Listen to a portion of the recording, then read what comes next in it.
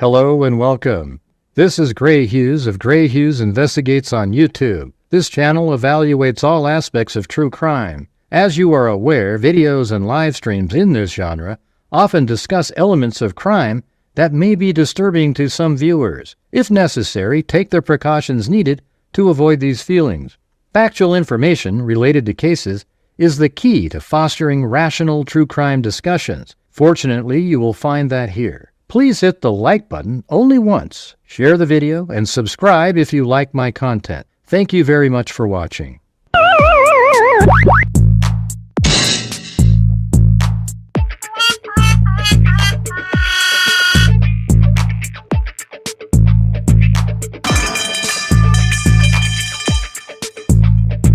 There's mosquitoes the size of bald eagles in that dadgum swamp.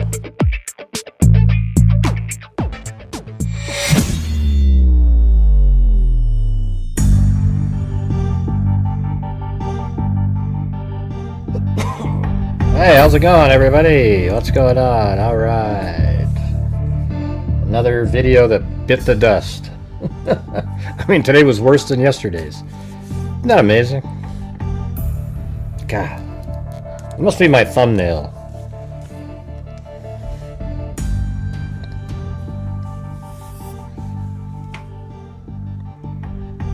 How's it going? Alley Cake, Michelle H, Descended, Nate Campbell, Dana Dane, alright.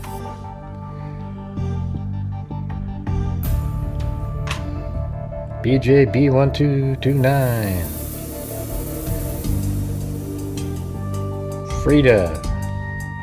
How's it going? Oh, we already got stuff? Okay, we're gonna have to block you, BJB. That's unfortunate. You know, whenever you get somebody that makes a comment like that, they're never somebody that'll last. Have a good time.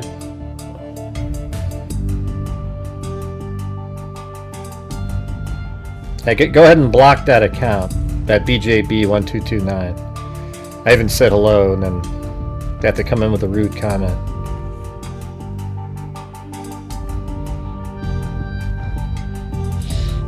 Hey, Common Sense, how's it going? Maryland 25.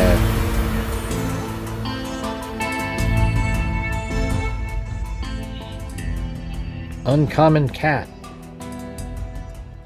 Yeah. Because of your rude comment.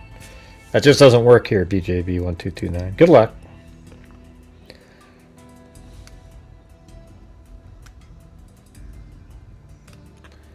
Let's see. If I want to talk about how frustrating it is that the videos that I make hardly get any views. But see, it's weird when they say why. Like it's just, that's a total passive aggressive person. You know, they're the ones that say these comments, and then when you call them out on it, they go, "What do you mean? I was just..." Get out of here. Okay, we don't have time for you. Let's see. Hey, Nate Campbell gifted a membership. And the next few days I'm going to be heading over to Utah, driving over there myself. So if you guys can help support the channel to make that less burdensome, that would be awesome. You know, I'm going to stay there a couple days, maybe, something like that. Get some footage. I want to get all the footage that I can. I'm going to bring my drones out there, the 360-degree cameras, and get it all. So if you guys want to help support the channel to do that, that would be awesome. If not, you know, I guess it is what it is.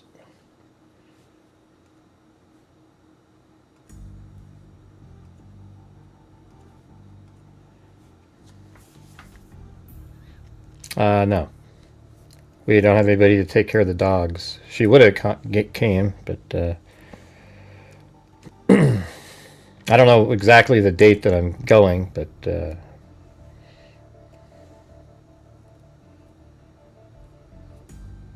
why would you ask that question? Descended. It's just, come on. It's none of your business. Like, you know, how the trips are going or who's going or anything like that.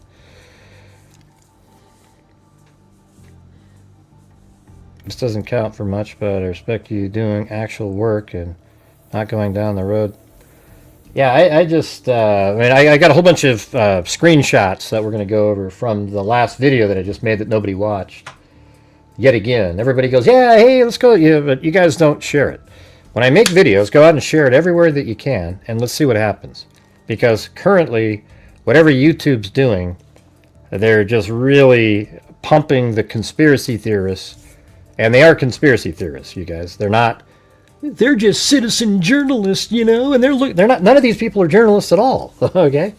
None of them have done anything. They're just absolute conspiracy people that have found a vein of gold on YouTube and are panning the hell out of it.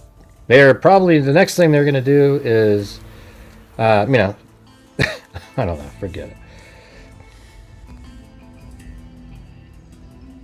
I'm not nervous about being there. I mean, what's ridiculous?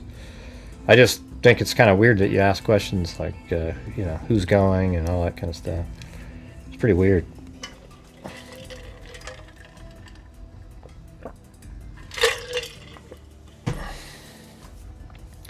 It is. I always use that as the analogy.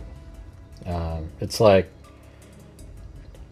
when a case comes along and it's really popular, you know, it's strange because, like, I'm just doing the same thing. Like, I guess you could say that I found a stream in the gold mining territory, and I just keep panning the same stream because that's all the stream that there is.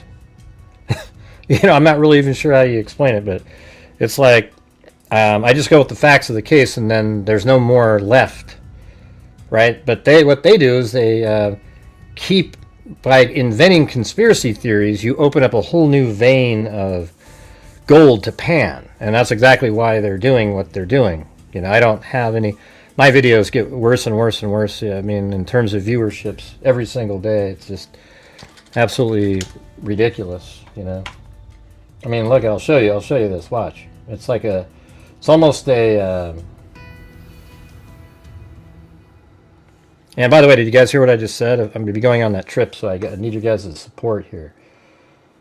After I said that, it went, nothing. All right, yeah, so look at right here. See this?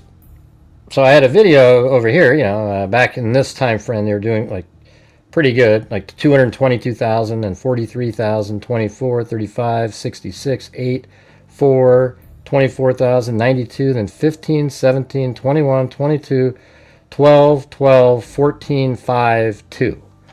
It's just fading off a cliff, you know. And you guys don't hit the like button, you know. It's like you get 2,000 views and there's 160 likes. Pretty crazy.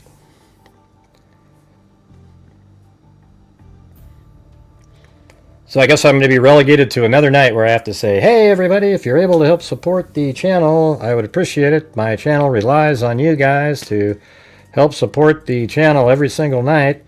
And without that support, we're not able to do a lot of the things that we're doing. Meaning we give thousands of dollars away at the end of the month, maybe going on an occasional road trip related to the case, etc. All right? So after I mentioned that, we're still sitting here at 0. I mean, every night I ask you guys, can we have a night where I don't have to ask? And it's the same thing every single night, over and over and over again. I'm getting really tired, you know. If I was a conspiracy theorist channel, I'd already have $2,000 sitting here right now with about 8,000 people watching, because I'd be better than they are at it. But I'm not doing that.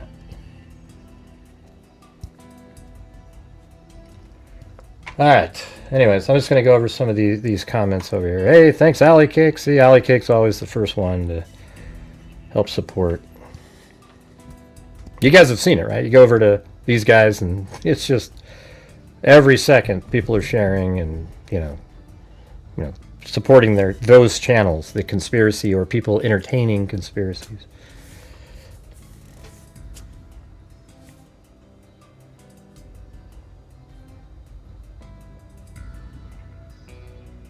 Show me any other evidence or actual proof other than Tyler.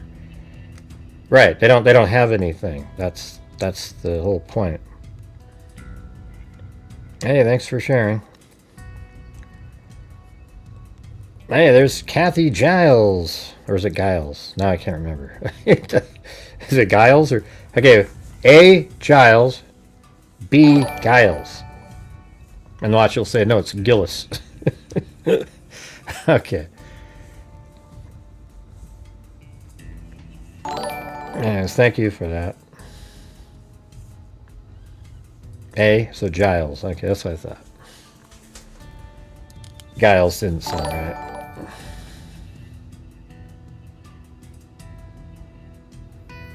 No, I don't. Hot color powder coating. I don't. They're not the same video. Today wasn't the same. I was showing a precise work through of how we know that the gun was down his pants, and that was a towel that he wrapped around the gun. Okay, that's why. How come the conspiracy theorists can talk about the same conspiracy day after day after day and have 11,000 people watching? Did you ask that question to them? Why don't you go on to Valhalla's show and go, hey, how come you keep talking about the same thing? You keep saying the 30-06 couldn't. You keep saying the same thing over and over again. But you don't do that. You know why? Because you're an idiot. All right, let's see. Yeah, I mean, I'm just telling you that's not the same thing. It's got similar elements as another video, sure. All right, let's see. What do we got here? Hey, thanks, Descendant. Here's your contribution. Okay. Well, I'm just saying, I don't want people to be like, well, that was very kind. Thank you so much there. Here's my contribution. Is that a play on words? Like descendant? It is it could be descendant. Well, doesn't that end? By the way, I wanted to say Diane Keaton passed away today. I absolutely loved her and everything that she was ever, that I ever saw her in. Like she was amazing. Annie Hall, remember that? I think one of the best ones she was in was Baby Boomers. Did you guys ever see her in Baby Boomers? If you haven't seen Baby Boomers with Diane Keaton, go watch that thing. She's hilarious. I mean, she's just so real. She's like an actress that's like, it feels like that's really her, Yeah, I just thought she was amazing. I heard that when I was driving, and I just watched her 2 days ago in the Father of the Bride or whatever that movie is with Martin. It was like, man, she's, that's how she is even in Baby Boomers, so, sort of similar. Baby Boomers is hilarious, man. Because she just has to sort of take custody of a kid. And she carries the kid around like it's luggage sometimes. It's just, and then eventually she became good. Here's to a great trip to Utah. Hey, thanks, Frida657. Oh, you did? You saw that one? Yeah, but if you haven't seen Baby Boomer, I think it's Baby... Is it Baby Boom or Baby Boomer? I think it's Baby Boom, right? Right, yeah, go take a look at it. I'm not sure why I said Baby Boomer, but close, right? Yeah, I just heard it. She's only 79 years old. That's pretty young. Mm-hmm.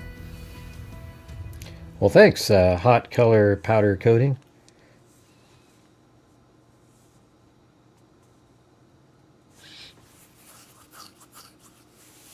I don't know. I mean, whatever's convenient for people to support the channel is what I recommend. I mean, if you send in a coffee or something, they take less out.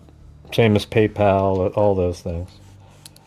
But, it's whatever, seems convenient for you.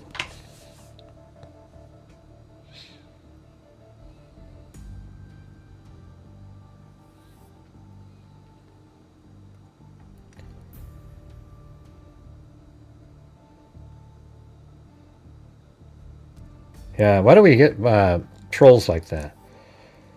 I'm just saying what I feel like, you know?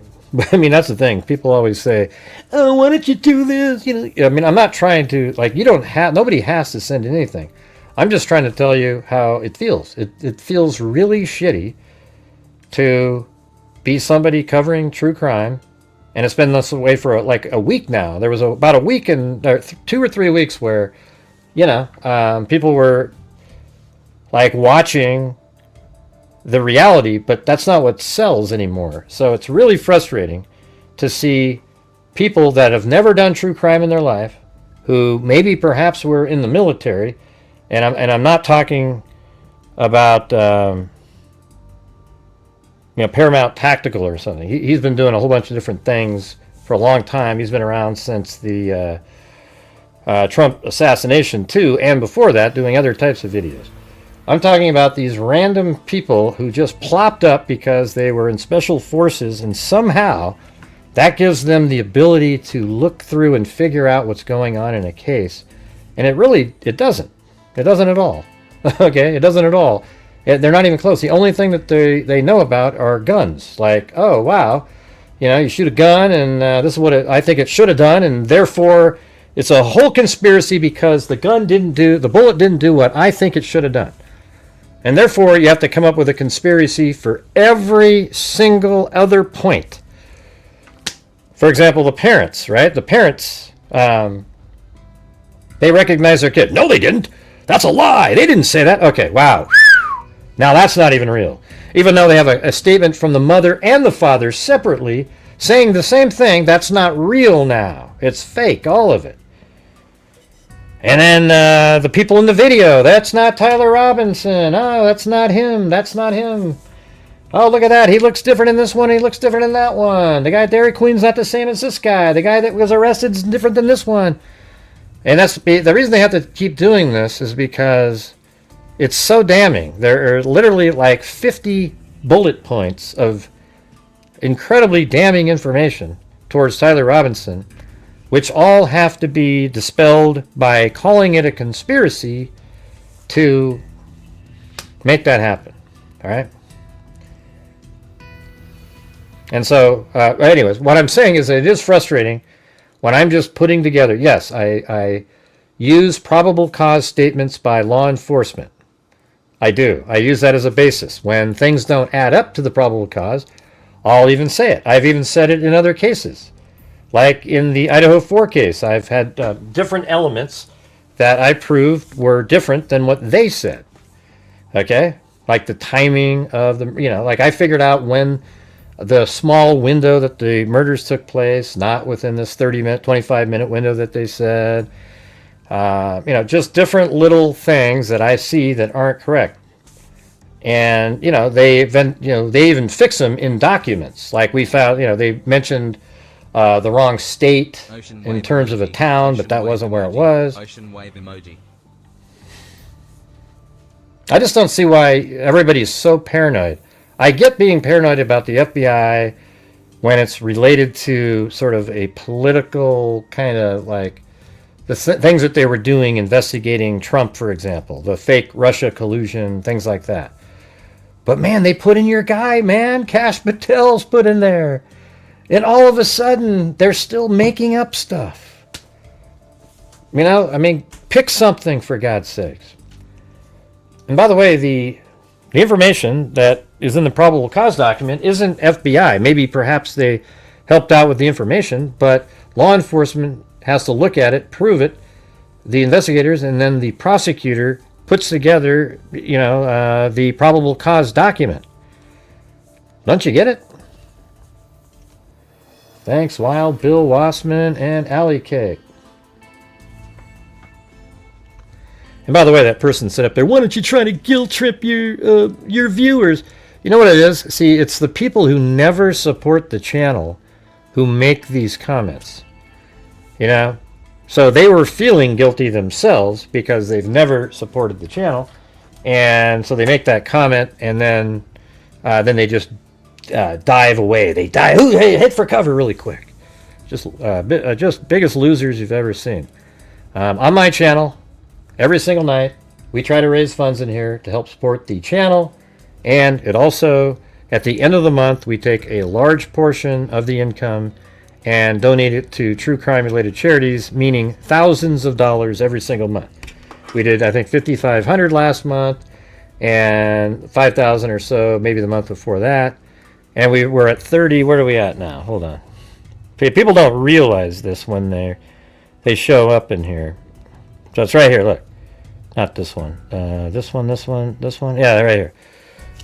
I'm kind of low on this screen for some reason, but see, we've given $265,500 since January of 2020.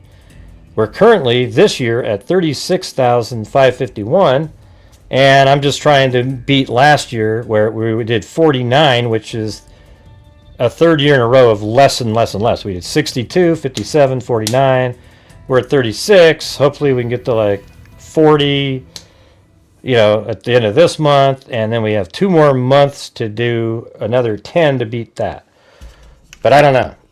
Just the way it's been going the last few days, it just feels like I thought we were kind of on a roll, and then now it's like, all right. So, anyways, that's the reality of it. We have a DNA fund and a scholarship fund, and we donate. We've given over $30,000 to 3 different charities out there, and there you go. And way more charities than that, but 3 of them we've given over 30. I don't know what that means. You got one more attempt in there, Faux, whatever the hell your name is, and then we're gonna have to remove you. I post the proof every single day, tinfoil idiot. Every single donation we've ever made, I show it. I even show it on the screen, and then as it comes into the email right after I do it. Put a 1 if you guys need proof in here that been watching the channel for all these years. I've proven every single nickel, tinfoil dipshit. Okay.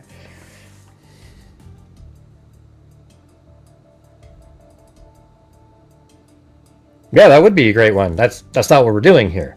You can go ahead and call. Why don't you get on the phone tomorrow? Call Texas EquuSearch. I mean, just do your own research, you guys. Go ahead. Call Texas EquuSearch. Call RAIN, which is Violence Against Women, and then call the National Center for Missing and Exploited Children. And you'll see that in total, we've given all 3 of those over $100,000 total. And then you can go ahead and send an email to Identifiers International, which is our DNA fund. We've given them way over $100,000. And then we've given our scholarship fund $18,000 so far. Get a hold of bull.org and check it out. Okay, fool? Thank you. Right, of course you don't know that. Yeah, but you didn't care to know that either. Yeah, every single person in here that watches my show or shows up on donation night, it's amazing how many of you don't show up on donation night. Somehow that's the night. Oh, hey, what show? If you're there, you'll see it. I literally show every one. The only ones I can't show is because we have to do it through my bank. I have to send Identifiers International a check because the media area, one time they were actually taking 6%. I mean, it was crazy. We've given them 112,000 or so. So imagine what 6% of that is. That's like a whole other case that you could fund with that. So we just send the check, and then she sends out an Excel spreadsheet. Okay, but you could be a little less rude, don't you think, Faux? Yeah, don't you think? Yeah, I'm the only YouTube true crime channel that does this, okay?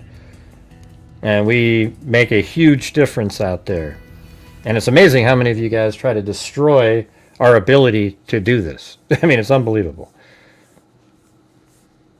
Okay, so I just don't have any tolerance for that at all. And by the way, you guys, we're at one of those massive lulls again. We're just struggling along.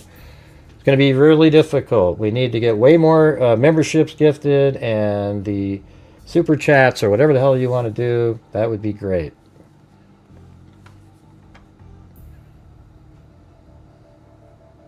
Yeah, nothing else has even come in through any other source either, so we're really struggling again.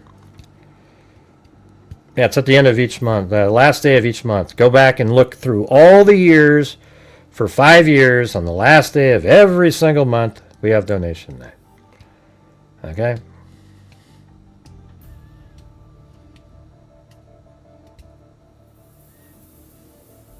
No, you were, though, Fo. Yeah.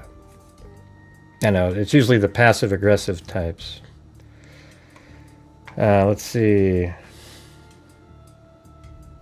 Okay, I mean the guilt thing up there. Okay, never mind. Don't worry about it.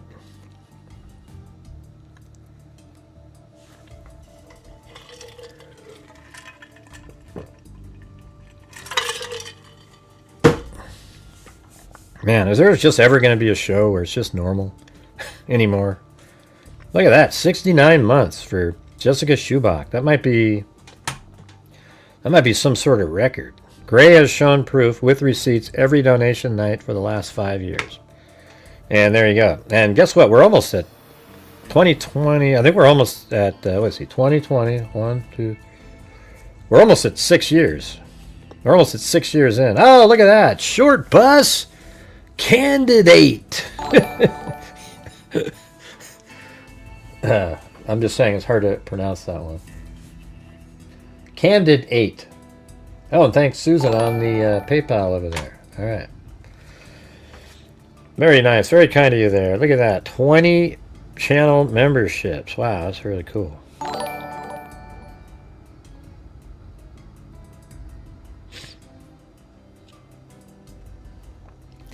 Don't worry about it, faux fallacies. Don't worry about it.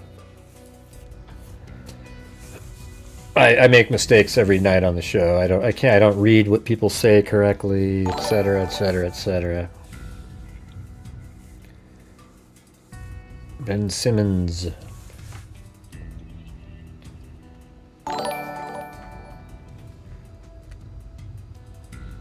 Hey, what's going on? Okay, let's go over some of these comments that were made under today's video. Alright, here we go. Look at these. Like, almost novels. If I were on the jury, there's no way I could, in good faith, say that that is a rifle he has coming down from the roof if the only video that was shown is the one coming down off the roof. And right now, that video is all we have. Law enforcement has provided words to allude it's a rifle, being consistent to being a rifle. It's not the same as this is, they have to word it that way, as this is the rifle, and that was used to take the shot, was wrapped in a towel and left at the drop point. I agree, the guy in the photos in the tunnel stairs and walking around is the same person. It's not the same person in jail, however. I mean, now we got some idiotic, now we're just in a crazy thing. It's not the same person in the jail. Ears and nose are different. Oh my God. See how it's just conspiracy? I mean, it sounded kind of rational, right? And then you say that. His parents didn't say that wasn't him in the jail, and they said it was him in the video. Where do these people come from? It's scary almost. Here, look at it. So the guy in the jail isn't this guy, all right? So they're saying that this guy right here isn't this guy or this guy, right? That's what you're actually saying, because this guy is this guy and this guy. This guy is that guy, etc. Now, he looks different in this one because it's just different kind of cameras, etc. If I bet you if I took this image and I changed the aspect ratio a little bit, you would think it looked more like him, right? But this guy here looks more physically similar to him, right? Because he's up here a little stockier, seemingly. This guy right here, I thought the one I did today was pretty amazing. Look at this thing right here, right? This is the one that his parents said was Tyler Robinson. They go, oh, look at that's not that one, but right after this. So that's him going into the tunnel. See that? Does anybody think that this person and this one aren't the same person? And don't go, oh, looks like there's letters there. No, that's just the pixelation because it's so zoomed in. You know, like that's the actual shot there, and I'm zooming in. Okay, but I put that there so you could see. Look at the same sort of hat, the same shirt. This looks darker, sure. The reason it looks darker is because, look right here. Look, that's dark right there. No, I'm not gonna do it. What's the point, Carolina? Nobody watched those either. You know, it's just. Are you going to considering doing a video on the Idaho officers' cam videos? Well, they're 2 hours long. What do I do on them?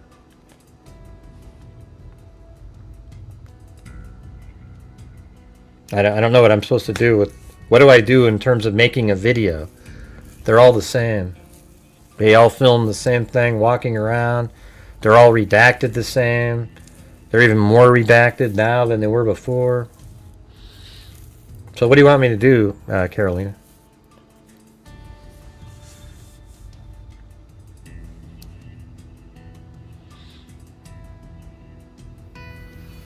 I know, but I just don't know what I'm going to say. You know, people... Yeah, I don't know. That's another case where the conspiracy theories...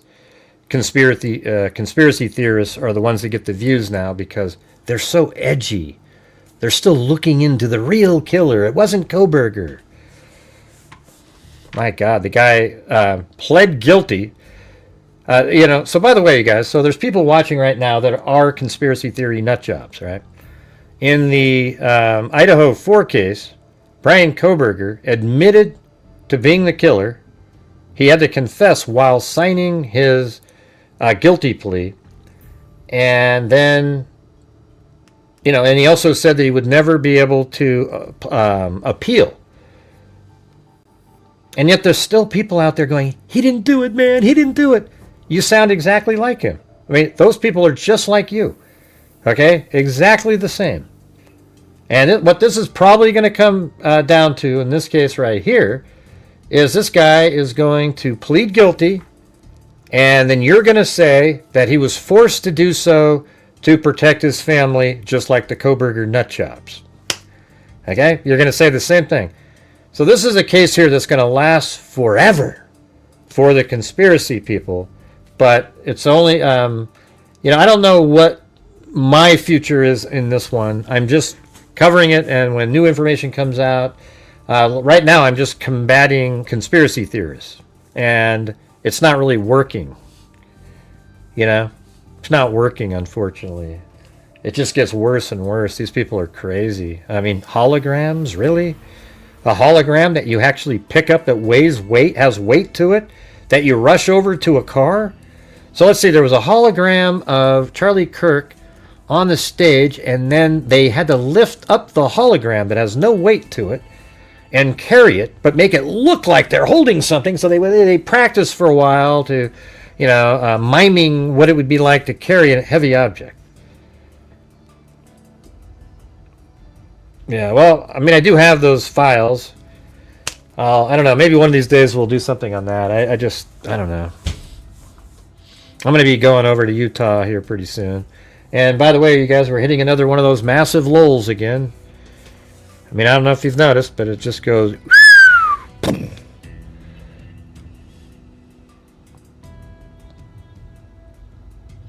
Who in the hell came up with the hologram story, by the way?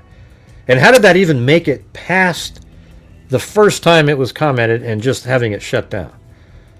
It's ridiculous. Well, great with the AI and stuff, you know, and... Oh, boy. Here we go.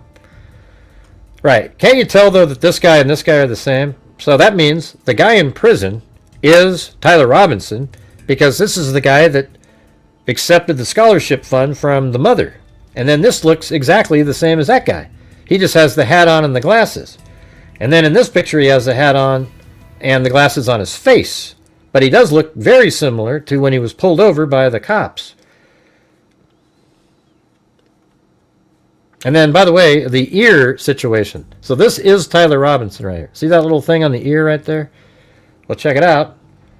That's right there, too, on that shot. Now, when you look at this one, it's not you can't see it in that one, but you know, who knows what's going on at that time. This guy right here, however, is Tyler Robinson, right? I mean, he even has, like, look at the shape of right here, for example, his mouth. Like that, this one and this one have the exact same shape, and here he's got the full lips. But because we know this is him, he doesn't have full lips in that one, and that means whenever he smiles or does a little face, it tightens those up.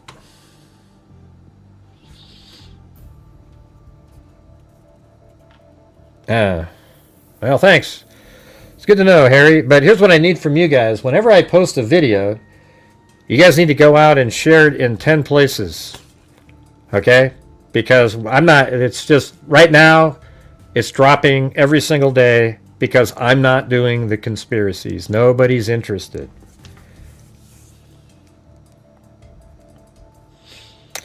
But hey, guys, we're back at that stage again where I need the help for support from people watching the show to help support the channel. You can see we're hitting one of those massive lulls. We're only at like 70% of just the basic nightly goal. I'm trying to actually do better because I'm having to do a road trip, and it's going to cost me $400 and some odd dollars for hotel room, and the driving's going to be like, you know, the whole trip's going to be way over $1,000. So I'm hoping to get the support from the people watching because we've been trailing off lately, and you know, I just got to make this trip. Okay. So if you have the ability to, that would be great. If not, then I don't, you know, I just, this is the whole point, right? You know, it's funny how like a conspiracy theorist show looks like a slot machine, and they're not doing a goddamn thing with that. They're just keeping it. At least we give some away to charity, and we do good things here. Hey, thanks, Carolina. And I know it's not your fault that those guys do that. I'm just saying, wouldn't it be nice to have 11,000 people watching instead of 176? Now, if my title tonight said, "Oh my God, I found the real shooter," and they maybe hadn't heard of me before, they'd show up. But they probably would have known that that was not true.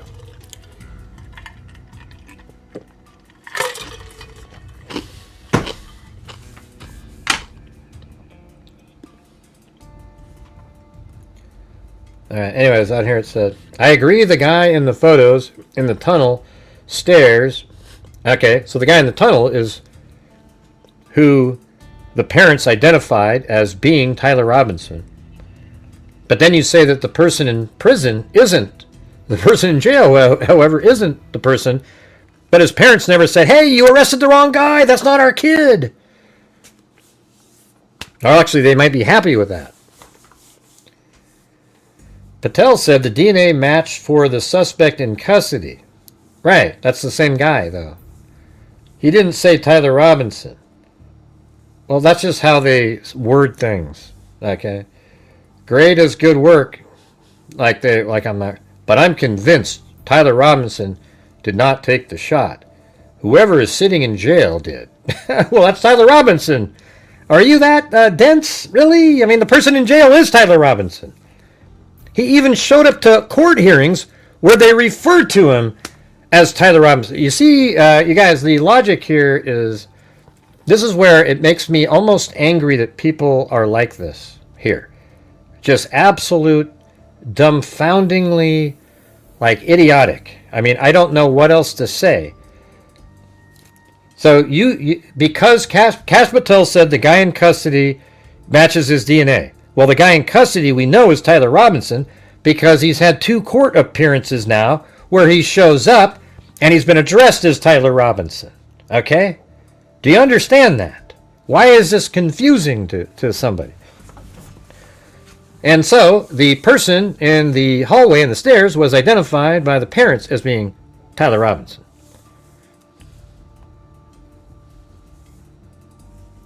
Who are you talking about? Hot colors, powder coating. I think one of yours is in here. Candace is the furthest thing from smart. Okay. Thanks, Carolina, up there.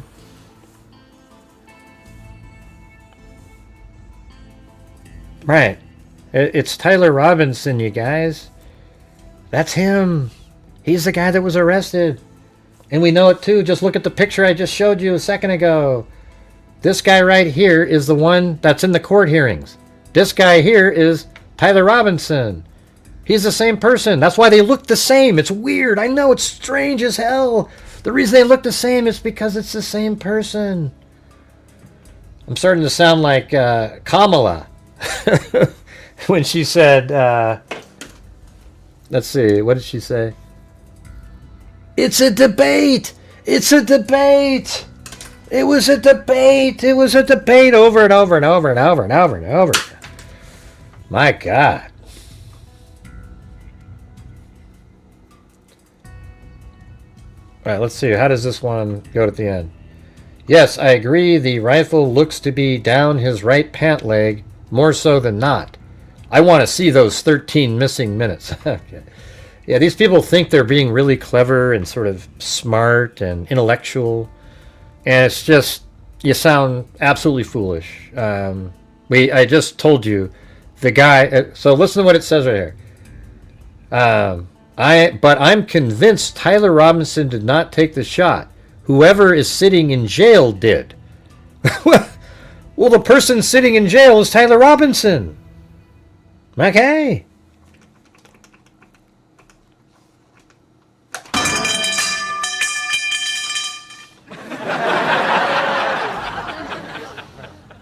My God. Unbelievable. What am I supposed to do with that? How do you... This is what I have to deal with every single day. All right, here's another one. Here's another one. Another genius. 200-yard shot is one thing. Well, it wasn't 200. It was 140. But aiming down through a tent with a 1-foot hanging logo banner in the way, that didn't happen either. And people standing in front of the tent. There were people in front of the tent, but they weren't in the way of the shot. Don't forget, Charlie was sitting at the back of the pop-up tent, which makes it almost... No, he was sitting in the middle of it, so don't forget that. Impossible to see him from the rooftop. And it's very curious, the shooter did not take a second shot. From scope view, they would have had seen no blood mist, and Charlie never fell out of his chair. He did, though. He did fall out of his chair. Immediately, he fell out of his chair. Who is... See what I'm saying, you guys? These people don't even know the case, for God's sake. Thanks, Michelle H. And Born to Raise Hogs. Put a 1 if you saw Charlie Kirk fall out of the chair. I mean, it's just these people. They just ran off without knowing if Charlie really was hit. Right, well, he wanted to get the shot off. And after he shot, he wanted to get the hell out of there. He saw it hit him. You could easily see that in that scope.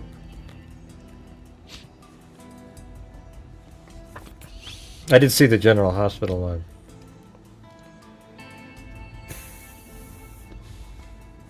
All right, here's another one. Here's another novel.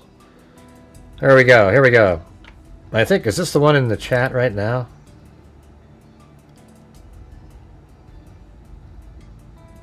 No, it kind of has the same color wheel. I find it strange that Tyler Robinson repeatedly walked past houses with home security cameras.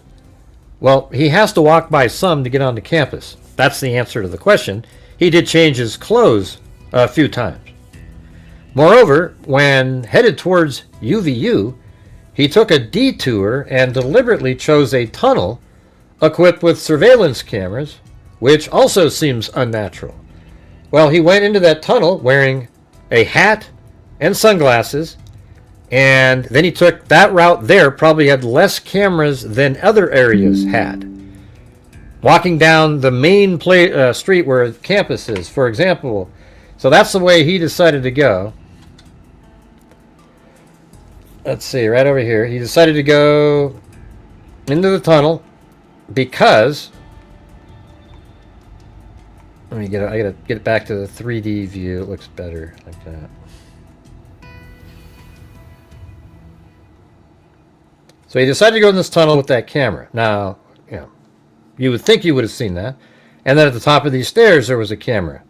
But there's probably a hell of a lot more cameras if he walked this direction with, you know, different buildings and people seeing him on the main road.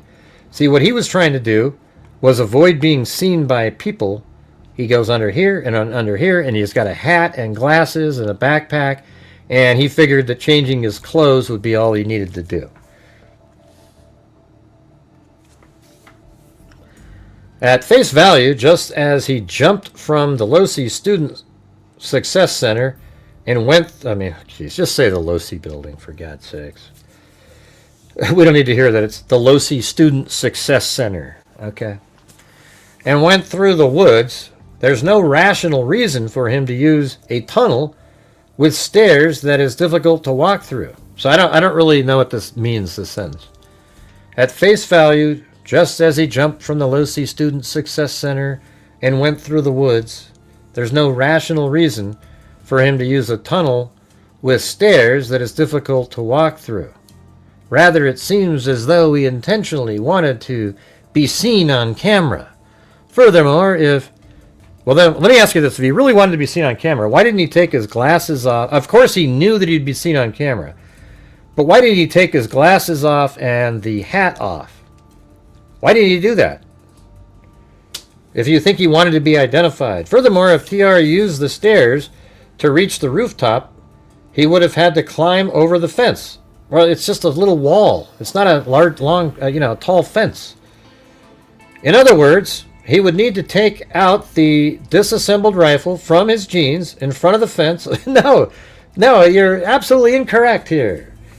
It's also reasonable to assume that he assembled the rifle not at the spot where he later aimed it, but rather in the shadow of the fence. Right, that's obvious. We've already said that. This is because the place, this is like that. They're trying to sound pseudo-intellectual, with their the terminology, furthermore, it's just garbage, okay? This is because the place where he aimed the rifle would have been too conspicuous. Therefore, if the screwdriver was found at the spot where he aimed the rifle, that would be inconsistent. Well, here's the thing. Nobody said where the screwdriver was found. I never said where it was found in the video. It was found on the roof. That's it. Okay, I think it was found where it was assembled. Right, and so then right over here is the wall. I bet you we can even put this on here. Hold on a second. Since it did measure, it did find this wall here. Hold on. It's probably less than 3 feet. So you got this one here is 4,667, but it doesn't give inches. And then right there is 4,670. So that's 3 feet maximum height. So he easily just climbed over this wall, flung himself over, put one leg up and made the other one go over. And then he laid down right here and he assembled the rifle as I showed in the video. And then he runs over. We've gone through this so many times. It's crazy. But you see how they wrote that? Like it's all weird and things don't make sense, but it makes all the sense in the world. All right, you guys. Massive lull alert again. Massive lull alert. Let's see if we can get 24 more channel memberships among all of you guys. Gift it out. That'd be sweet.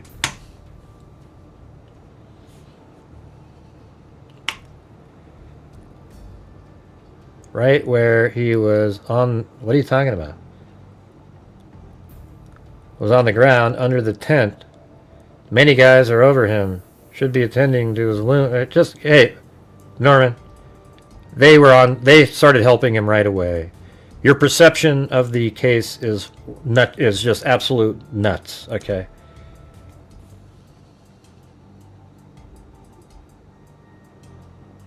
No, there's blood. I've seen pictures. I've seen images where there absolutely is blood on their hands, etc. You're not being shown the correct images by people. Okay, you're being shown.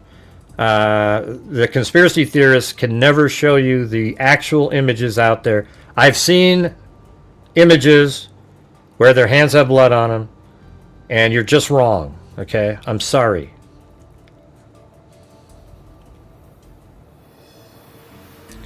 Okay, you're just wrong, Norman. I'm sorry for your what do you call it? Willful ignorance, I guess is the term I'm looking for. You just don't want to find it. Go look it up. Did he reassemble the gun on the roof? So did I fall? Yeah, he did. He didn't God damn it. He assembled the rifle on the roof because it was inside of his clothing. Okay? And then he put it together to make the shot, and then he left the roof with a completely assembled rifle wrapped in a black towel. Okay, you're incorrect, Norman. If you make your comment again, I'm going to have to remove you, okay? I don't have time to go look up the links and send them to you. Okay, if you make another comment on no blood on their hands, I'm removing you from the show because you're incorrect.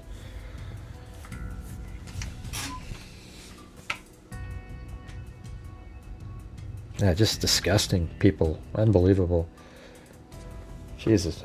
He wasn't really dead, everybody. He's still alive. He's sitting on a beach earning 20%.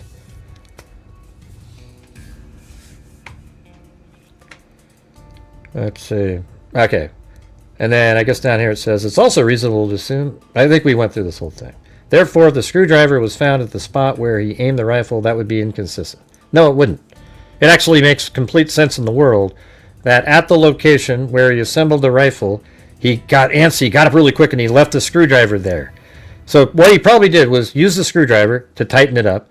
Then he did it just like Matt Kester did, and then he puts the bolt action in there, and then he puts the bolts in there, and then he forgot about, in his sort of, haste to go over and get the shot off, he forgot that it was, the screwdriver's on the ground. He just sort of stood up and he wrapped, and he also wrapped I think he might have even wrapped the rifle in the towel on the run across there. Right. Yeah, go watch that one. But hey, guys, we're frozen again. We need the support for the channel. I don't know what's happening. We just keep having these massive lulls in here, and that's how you don't make it. So if you're watching the show and you like the fact that we do use factual information to do true crime and figure stuff out, I would appreciate your guys' support. And unfortunately, there isn't a lot of you because all the masses watch the conspiracy nut jobs.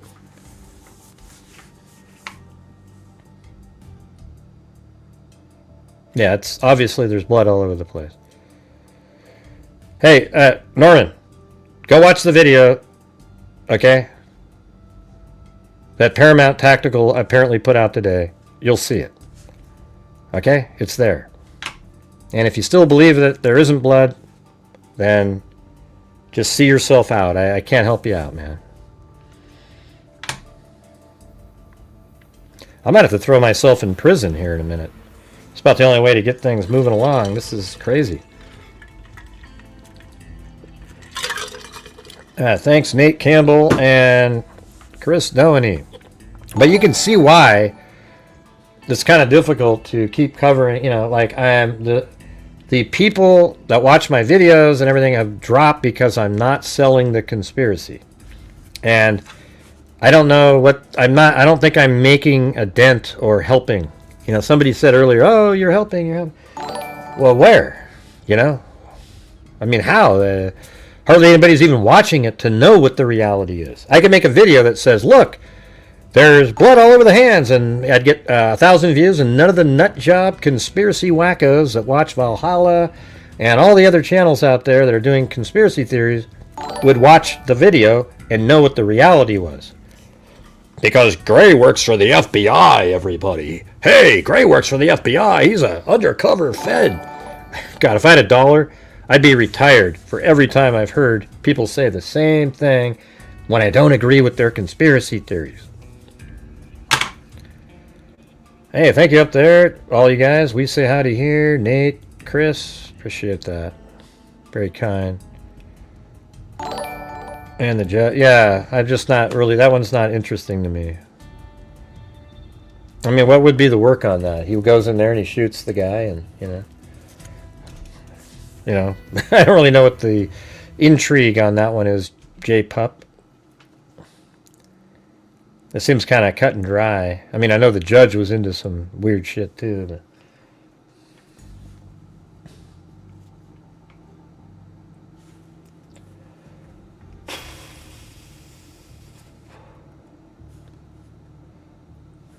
is that the one we just did?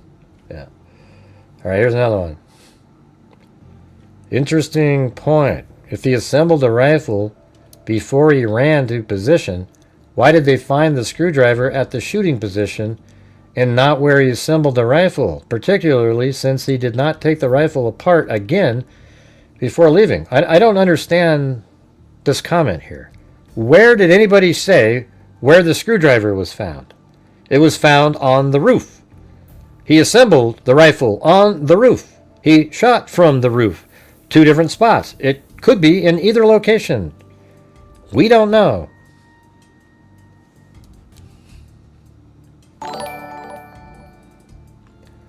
Welcome, foe to fallacies.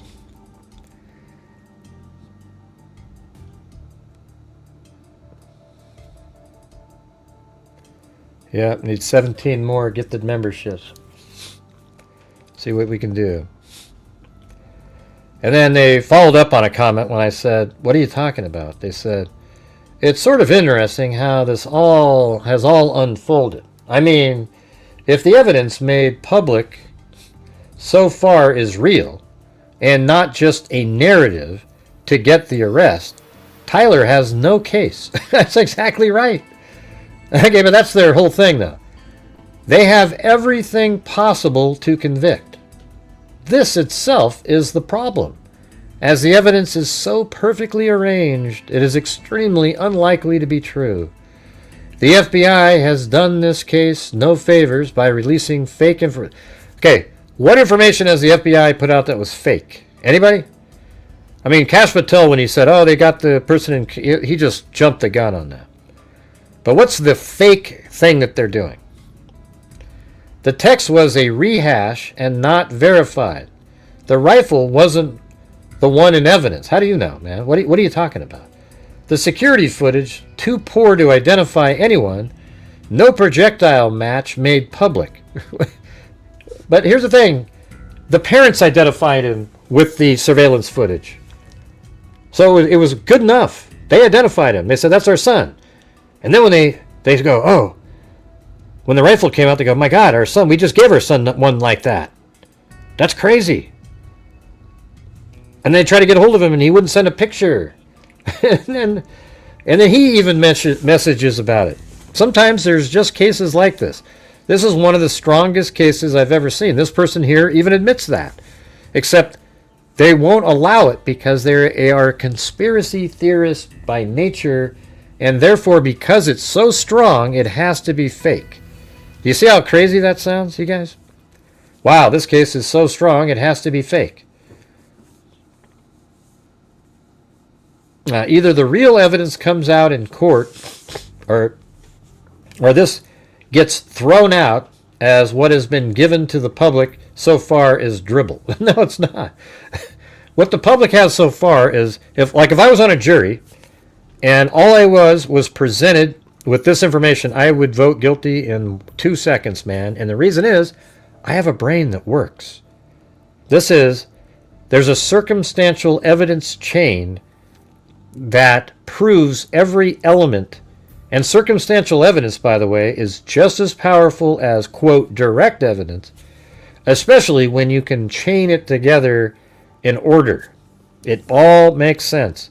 They're going to have this guy, cell phone data, showing him driving all the way up there for the event prior to it. They're going to have him getting there at 8 something in the morning, I bet. It's possible he didn't have his cell phone on at that time. Then they'll have to rely on camera footage of him arriving. They're going to have every single thing. But he did have a cell phone on when he was moving around. At the top of the stairs, he was on his phone. So they're going to have that piece of information, his cell phone data at that time. I know, it's... And he tried to hide himself. He wore glasses and a hat. And had his parents not identified him, they likely would have identified him at some point, probably likely even by now, by doing forensic genetic genealogy on the DNA that they found on the rifle. They would have put it into GEDmatch and found a match.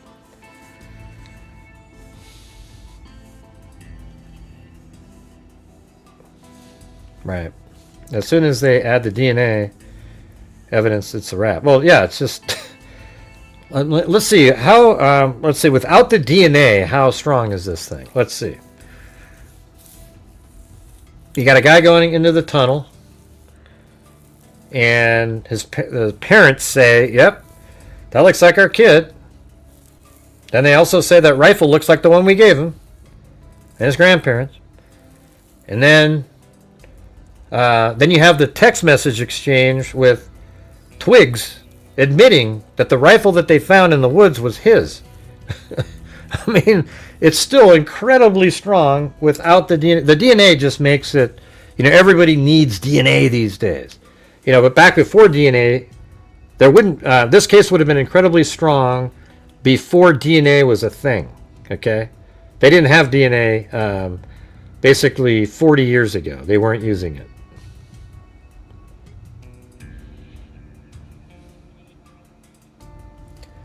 All right, guys, we're having another massive lull, you guys. So if you're out there and you have the ability, I don't know. Sometimes I just feel like I'm swimming upstream in here. Forget it. It's just, do they not understand if they commit a crime, they can be I don't know why. Every case, don't we always say the same thing? God, that was stupid. Why didn't he do this and why didn't he do that? It seems like his plan was really well planned for the actual shooting itself. And he had a hat and glasses is usually a really good disguise, And he drove a long ways from his home. It's just that, and then if he had been able to retrieve that rifle and towel, that would be a big difference too, because there'd be no weapon in custody by police, and he tried to go get it. That's probably, I would say, his number one mistake, is that he left the rifle and the towel in the wooded area. I mean, just that alone, if somehow he was able to gather that again and got rid of the rifle, you'd have incredible circumstantial evidence that one was gifted to him, just like the one that's missing. But you wouldn't be able to forensically match the bullet to the rifle at that point.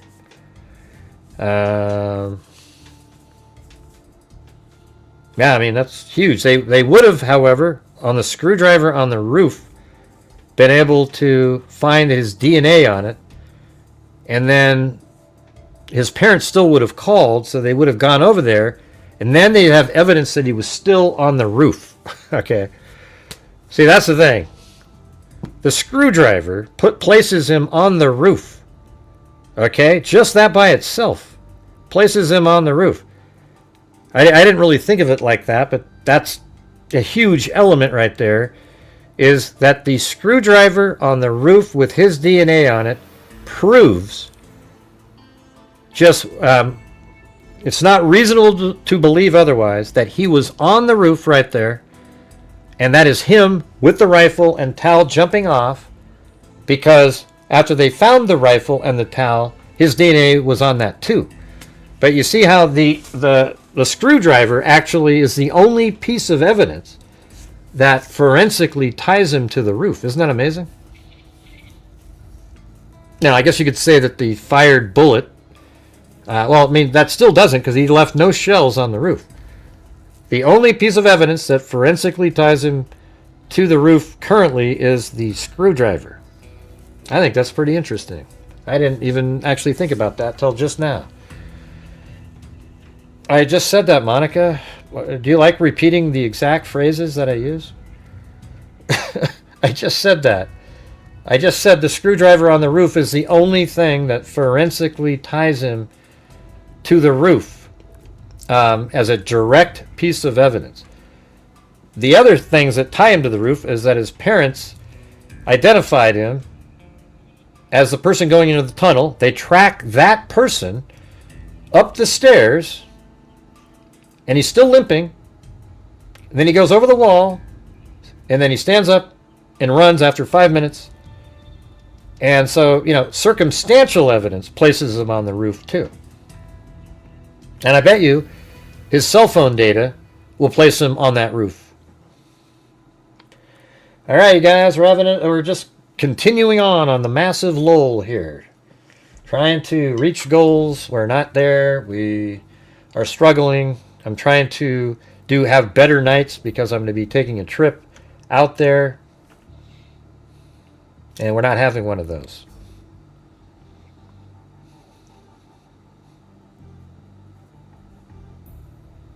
Yeah, that is true. They got a palm print. I don't know if they got DNA from that. That is true. They did get a palm print on the edge there, and then, oh yeah, I always forget about these little pieces of information. So, like right here on the ground, I guess what we could do is put like, let's just put here palm print and shoe print here of, so palm print. That would be more like on the roof, you know. I just have to put it right there. And then we'll also put right here, as where he jumped, is shoe print. And that's with the Chuck Taylor brand impression. I think it was on the roof also, wasn't it? Yeah. So he did that. So that's circumstantial evidence, right? I think we can all say that, you know, the palm print, I think if they can identify it and match it right to him, that is another piece of direct evidence that also proves that the person that is climbing down from this spot is Tyler Robinson, if they can match that palm print. It might be on the window, I would think. I can't imagine them getting a palm print on a roof like that. So it's possible he touched the window. You know, I guess we could watch that again. Man, I'm going to have to throw myself in prison here, you guys. Who cares about George Zinn? He's a nut job. Why do I have to explain him?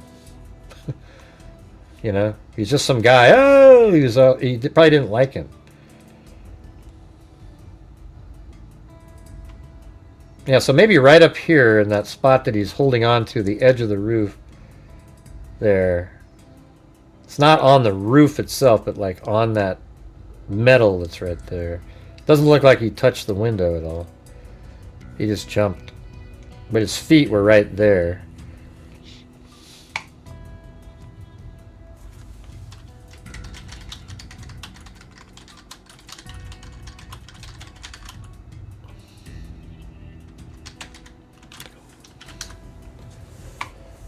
I know there's an apostrophe in there. I didn't have time. My message. Come on, you guys. Jesus. Yeah, okay. So anyways, I think we were still on this one. Yeah, I mean, this is lunacy. This whole conversation here. You're admitting that the case is so strong that it has to be fake. Does anybody actually believe that in here? Like, so all these elements that make it so strong are all part of a conspiracy. The parents were involved. You know, Erica, Kirk is in. Everybody's involved in this thing to kind of hide what really happened.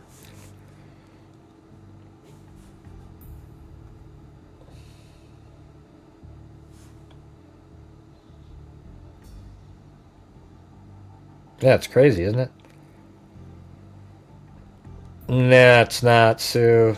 It's not, Sue. You're delusional. Sorry. I don't mean to, but you just are. Imagine that. TMZ video, definitely not a good source of new. Explains it all. What does that mean? Source of new. Phil Lyman house also, so he definitely had to sell that to them because there is watermark on the video. Tell me all I need to know. I believe Valhalla VFT, he was Green Beret for 10 years. A great source of info. No, he's not. He's a terrible source of information. He just tells you things that you believe, okay? Oh, I believe this thing. Ooh. The guest he had on yesterday pretty much debunked everything that he said. You know, maybe that's why he was only there for 50-something minutes. He got the hell out of there.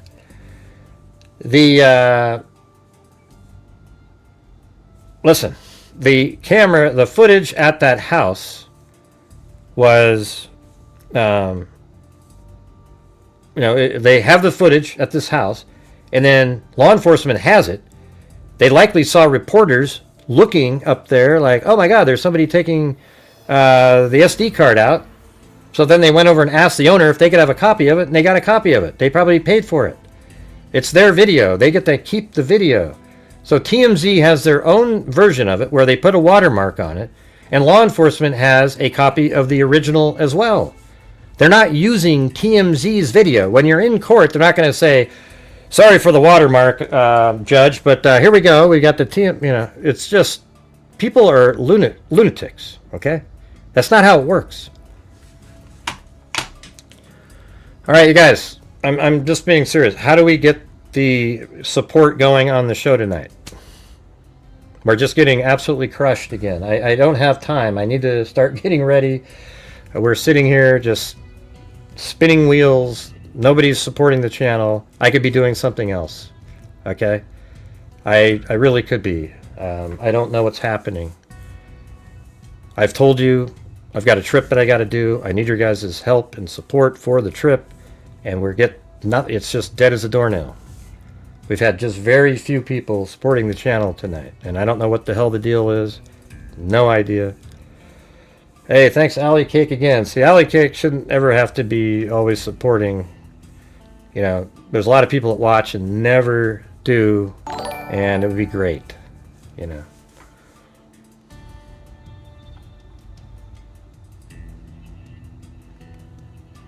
Yeah, we're not even close to the goal, you guys, so. Yeah, they've taken over everything, Aaron. That's just how it works. I don't know what's happening. And we used to do these shows, and people would be supporting the channel when people were here watching, and now they're all just watching the conspiracy channels, and I'm having a hard time making, and if I switched over to something else, there'd be nobody here. I tried doing that the other day. We had 80 or like 90. It's crazy. Wild Bill Wassman. The gifted membership thing is underneath the thank you. And thanks Bruce Holdaway and Alley Cake. And hey, look at that, 41 months for Aaron Bremer. Thank you.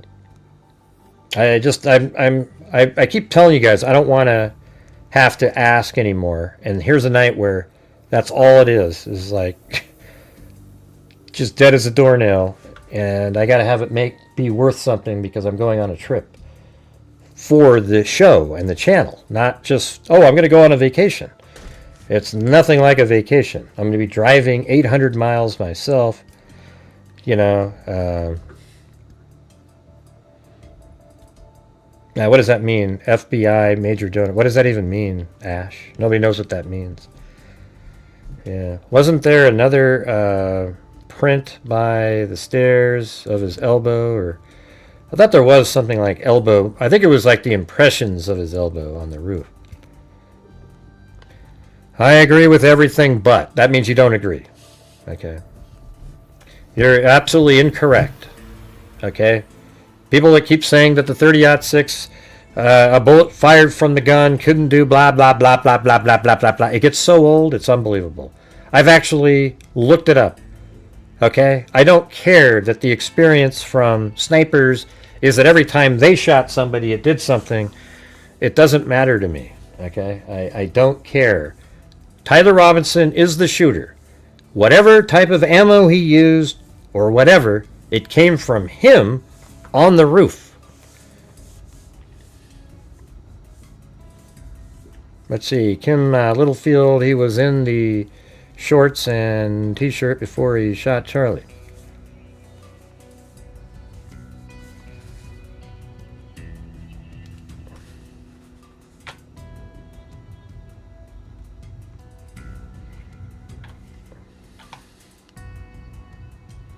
No, it's just truth. It's not an input. Yeah, we already know there's no exit wound. Yeah. See, here's what's happening.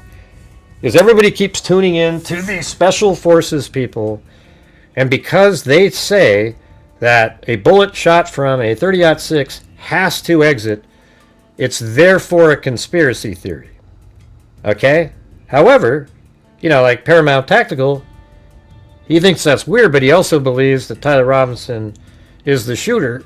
And so then we have to figure out why the bullet did what it did, right? I mean, that's really the answer. To answer your guys' question is just, oh, hey, how do we know? Let's get the information on how the bullet did what it did. It seems like it was a bullet that broke into parts, and they found the main part of the bullet sort of down below, like kind of clavicle area somewhere, and then there was other elements in other places. Okay? Hey, thanks, Foe to Fallacies. Thank you.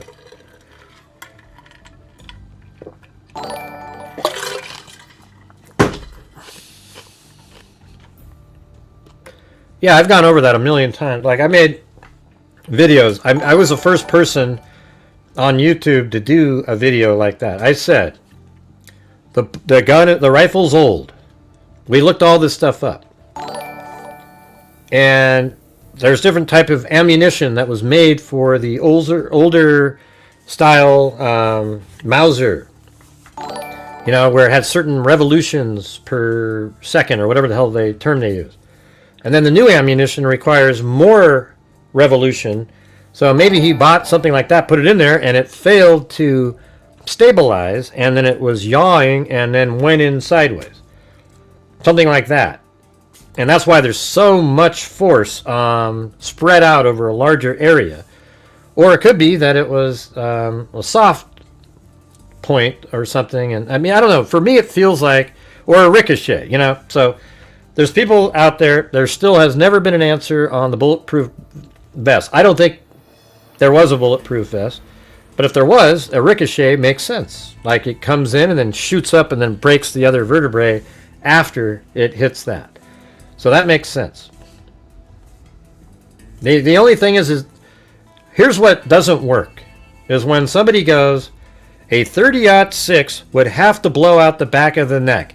Therefore, all the rest of the information that's produced in the case is fake because that one element is something I can't explain. Therefore, okay, now let's see.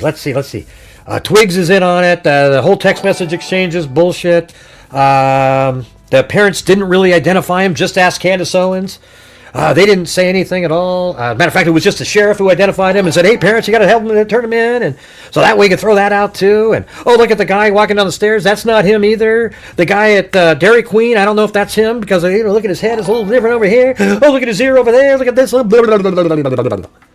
It's insane, you guys. Insane. Hey, thanks, Alan J. Very kind, very kind.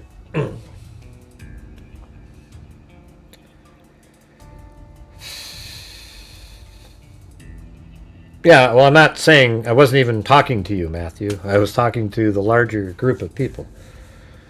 Anyways, so this is ridiculous, this comment right here. They are not using, so Valhalla's telling everybody that the detectives, the investigators in the case, are using the TMZ version of the video from that house. I mean, you got to be kidding me, right? I mean, hell, you can almost play this one. Valhalla's out there. Hey, everybody! The investigators are using the TMZ video. And next, we'll be talking about aliens. I mean, my God, you guys. I don't know what, I listen, here's the thing. I appreciate everybody's service, especially Special Forces people, that you were out there doing this stuff. But, man, you guys are really shaming the entire true crime genre by even stepping your toes in there with the bullshit that you're selling to people. Oh, and you're so woke, Ooh, we're just investigating. You're not investigating a damn thing. It's embarrassing, okay? God, it's stupid. Let me ask you this. How come none of these conspiracy nutters have one time gone through the probable cause document and work through it as if it's factual. They haven't. They haven't even looked at it. Half the time, they don't even know anything that's in there. It's crazy. They just go right to conspiracy, and all of that is fake. It's all fake because the FBI was part of it. The detectives were part of it. It's all fake, everybody. Every single bit of it. Come on. My God. Gray, that's why we see TMZ watermark during every trial. Yeah, right. Yes, everybody. Here we go. Let's do it. Here we go. Is it this one? Yes, everybody. Today you can get your own surveillance footage from TMZ. Yes, you too can be part of the community and get surveillance footage by downloading TMZ video and using it at trial. That's right, law enforcement. You don't have to do any more of your groundwork at all. Don't even show up to the homes. Don't ask them anything else at all, because TMZ is going to upload a surveillance video bonanza where you can download and chop it up and throw it in there. And you gotta admit, man. Hey, thanks, Sandy Shirley. Look at that. 5 memberships. Very cool. Yeah. All right. You guys know that, right? I mean, look how ridiculous that is, okay?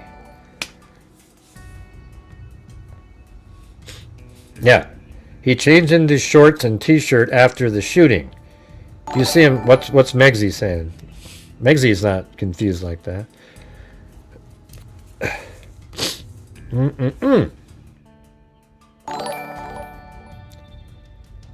New ban accepted. What does that mean?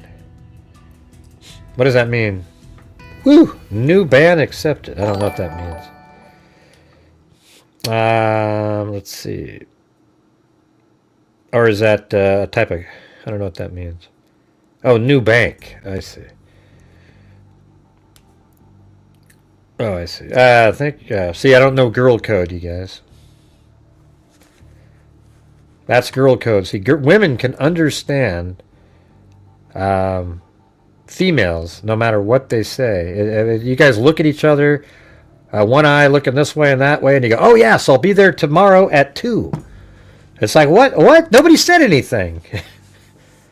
Okay, nobody said a damn thing right there. I don't know how you do it. There it is right there. There's a girl code. There are mugs that I sell that have that on there. I think that's the perfect thing, right? You got to admit, right? Girl code. Yeah, like I've seen you guys in here and you're like, yeah? 2. Uh-huh.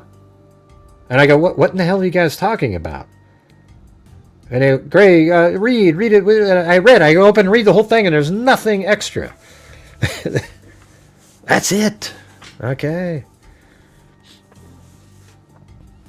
Gray, do we even know if these YouTubers who say they are ex-military putting out the... I don't know. I think it would be crazy if somebody's pretending, you know, doing stolen valor crap. I believe Israel did it before believing the... You're dumb then, okay? Come on. No way. Yeah, no way, man. No chance. No way.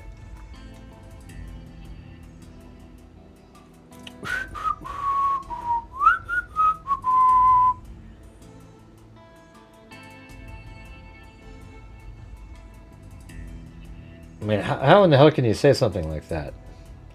That you'd believe the Israelis did it over the government. That's wild. You know what's weird is we have another Giles in here. How did we get 2 Gileses? I mean, that's like... I was thinking, man, is that like... Okay, we have Kathy Giles, and then all of a sudden a nut job Ash Giles showed up in here. That's crazy. No, it's absolutely new. Hey, hot colors, powder coating. We already know you're a troll. We've been watching the whole time. Okay, you're not sneaking comments in. All right, we already know it. Okay, and if you make any more of those type of comments, we're just going to remove you from the channel permanently. And here's how it works when you're removed permanently. You can type in comments, and it looks like to you that everybody's looking at them, but not a soul can see them. So you'll just be wasting your time. It's amazing. Yeah, I'm putting out that today's video was different than the other ones because I not only today I put in Matt Kester's videos to show the portions where he, you know, put the gun together, took it apart, etc. I believe Israel did it before I believe the government story. You are nuts, man. And it's so you're saying that the local police department in Orem is part of a vast conspiracy to pin the murder of Charlie Kirk on, you know, some schmo. I mean, it's just unbelievable.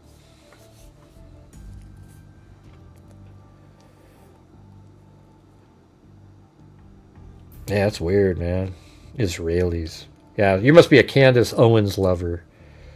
I mean, she's an absolute atrociously embarrassing. Like, you watch her for a little bit, and I got to tell you, like, if I was in the Jewish community, I would feel nervous because you've got usually it's like the left wing, the left wing of the government hates Israel. Okay, that's usually who it is, and they don't even like Jewish people that much. I mean, it's really weird. They donate to them all the time, but they aren't liked by the Democrats. And so then all of a sudden now you have Candace Owens, and the right has always championed Israel, and now you have Candace Owens trying to pretend that they somehow, Israel, killed Charlie Kirk. So now they're getting hate from both sides, and that's where it's very dangerous. You get in a situation like that, now you're sort of like Nazi Germany, because there's no safe place and everybody's pointing towards Jewish people, etc. Do you guys think that that's okay? Because I don't at all. I think it's disgusting. I think it's sick. And by the way, if let's say Mexico came over and slaughtered 25,000 people, that's probably the equivalent. I mean, it's probably even more than that, like 30,000 people. Would you really give a damn what our response was? Would you care at all? I wouldn't. I would be like, whatever it takes, man. Get rid of whoever's doing this.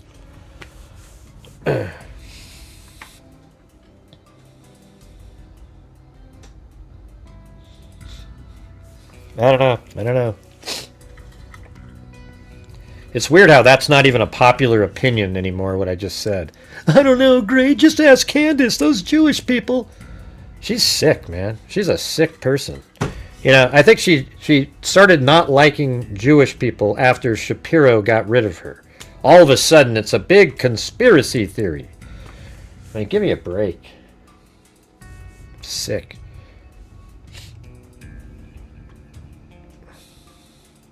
I didn't understand so many clothing. There's no motive at all, Ash Giles. There's not one motive at all. Nothing. Because he was questioning Israel a little bit. That's so stupid. My God, there's people way worse than that. Why is, for example, Candace Owens is a way bigger enemy to Israel than Charlie Kirk ever was. Okay? I mean, don't you think it's weird? Like, why would you take him out? He didn't do, barely. He was an Israeli supporter. Sure, he was probably questioning, some of the, like, I think everybody can question some of the stuff, like not supporting, that's, the food problem and, just basically leveling. They got everybody out of there, but they pretty much leveled the entire city. It's gone. But maybe it'll turn out to be better when it comes back. Well, I don't care if you disagree, Ash Giles. You're a nut job. All right, go disagree somewhere else. It does. The official story gels perfectly, Ash Giles. You just don't want it to gel. Tell me one part of the official story that doesn't gel. Go ahead. Tell me. Let's go ahead. Gray, you're so mean to your subs. I don't know who these people are. These are people I've never even seen before. Never seen Ash Giles Killed before. so many animals, including chipmunks, with a 3206. You bastard. Gray, I've killed so many animals, including chipmunks with 30-06. Wow. You're in trouble now. You killed chipmunks, Bruce? Let's all hate Bruce now. He killed a chipmunk. What a bastard. There we go, everybody. Watch out, Bruce. Here we go. We're going to get PETA coming in next. You know, PETA, I always do this example, but here's a perfect example of PETA and their hypocrisy. Here we go. Watch this. There's a PETA employee on YouTube. You see them. They found a wounded bird and they nurse it back together again. Slowly, day by day, a mealworm here, an earthworm there, feeding it gently, day by day, waiting for it to heal itself. And then one day, they lift the bird in the air and it flies away.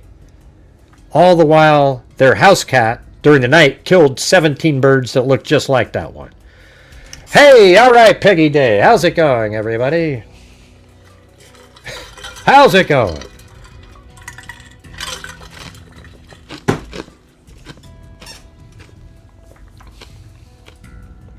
That's not cool, Gray. I have a cat. They're just doing what they're supposed to do. Really?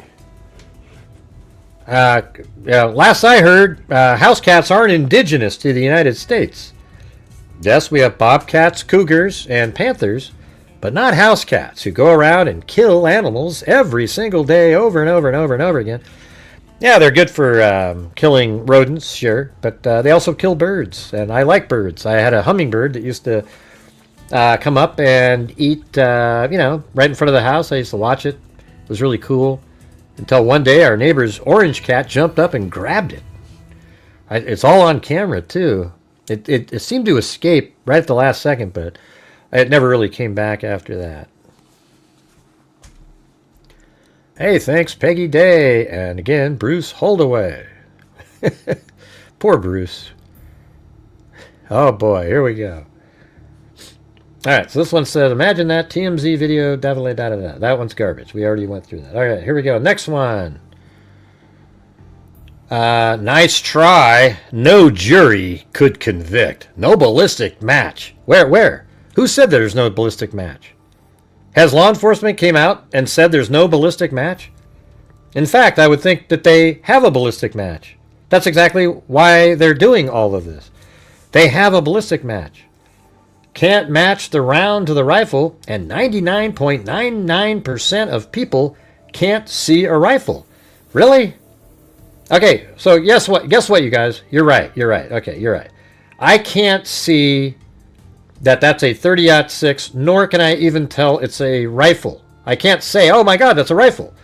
What I can tell you is he's holding an elongated item that he's jumping off the roof with. Okay, he's holding an elongated item. He hits the ground, and then right there. Can you see that? Right there.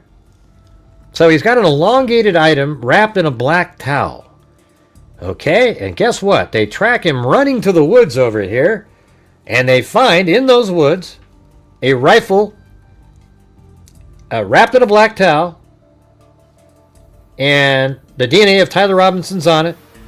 And his DNA is on the shell of the fired round inside the rifle. So logic would dictate that the person running from the position where the shot came from would be carrying a rifle in his hands, right? So that's where, if you have a jury that uses common sense and logic, there is no way in hell that any one of them would think that it was reasonable to believe that that isn't a rifle. It wouldn't be reasonable at all. In fact, if I was law enforcement, I would find a similarly sunny day and try to recreate this exact same thing here. I would actually take the rifle, have a towel and run around with it, and you'll see that, oh my God, it's absolutely consistent with that. I don't know if that's something that would be allowed in court because it'd be deemed too prejudicial. You know how it works. Hey, plus you can hear a huge gunshot. Your comment accidentally got removed, Bruce Holdaway.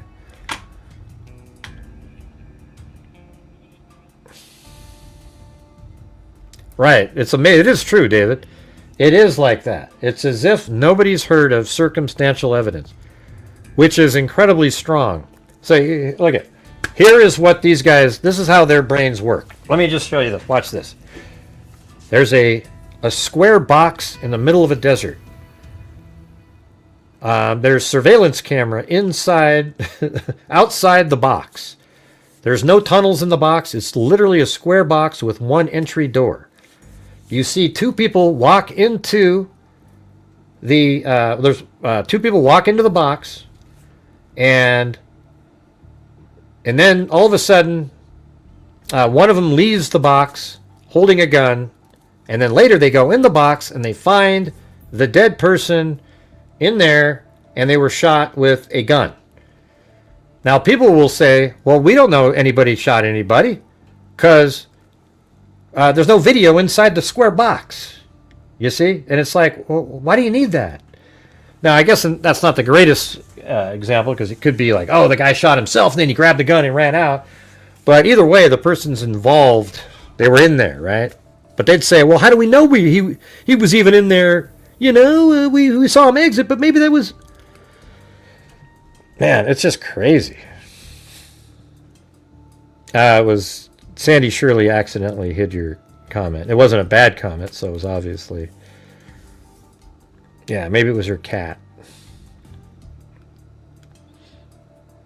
Right, so I can't tell you, oh yeah, hey everybody, that looks like a rifle, but circumstantially, it is the rifle.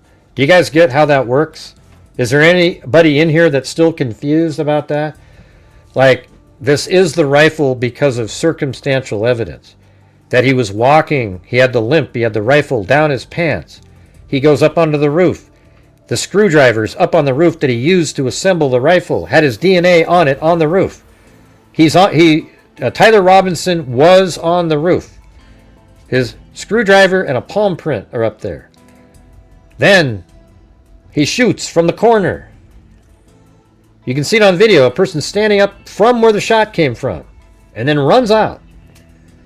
And this time they're running and they're not limping because they've taken the object out of the... I mean, when you put together the story, it just makes sense. It sucks to have to keep repeating it over and over again. And it doesn't matter how many times you repeat it. Yeah, right here they said, so this means the jury can't see one either. Time to wrap it up and move on back to Coburger in Idaho. See, this is just one of those troll idiots. Obviously another probably thinks Coburger's innocent. That kind of thing. All right, here we have Tyler has partial paralysis in the right leg. Give me a freaking break. He doesn't bend the knee. Who's running on the roof because their knee bends? No handicap. Let me ask, where is that coming from? Does anybody know? Where did this one come from? That he's partial paralyzed? From what? Where is this? I mean, this is a classic.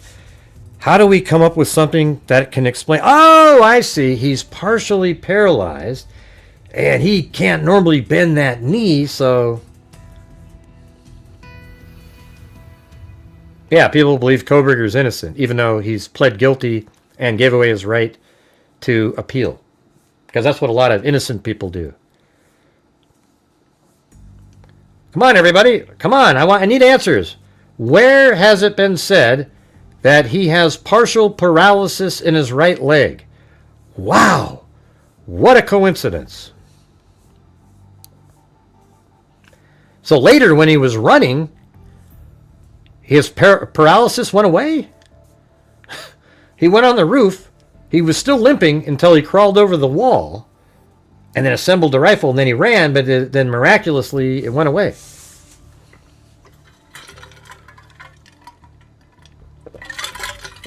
All right, let's see if we can get 7 more channel memberships, you guys. Still won't be the greatest night in the world, but at least it'll be somewhat, you know, reasonable, I guess.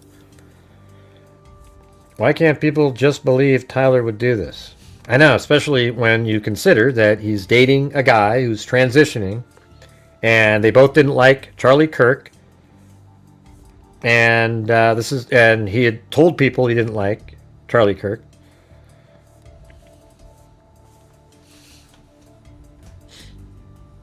All right, so we got that. And this one says, let's see.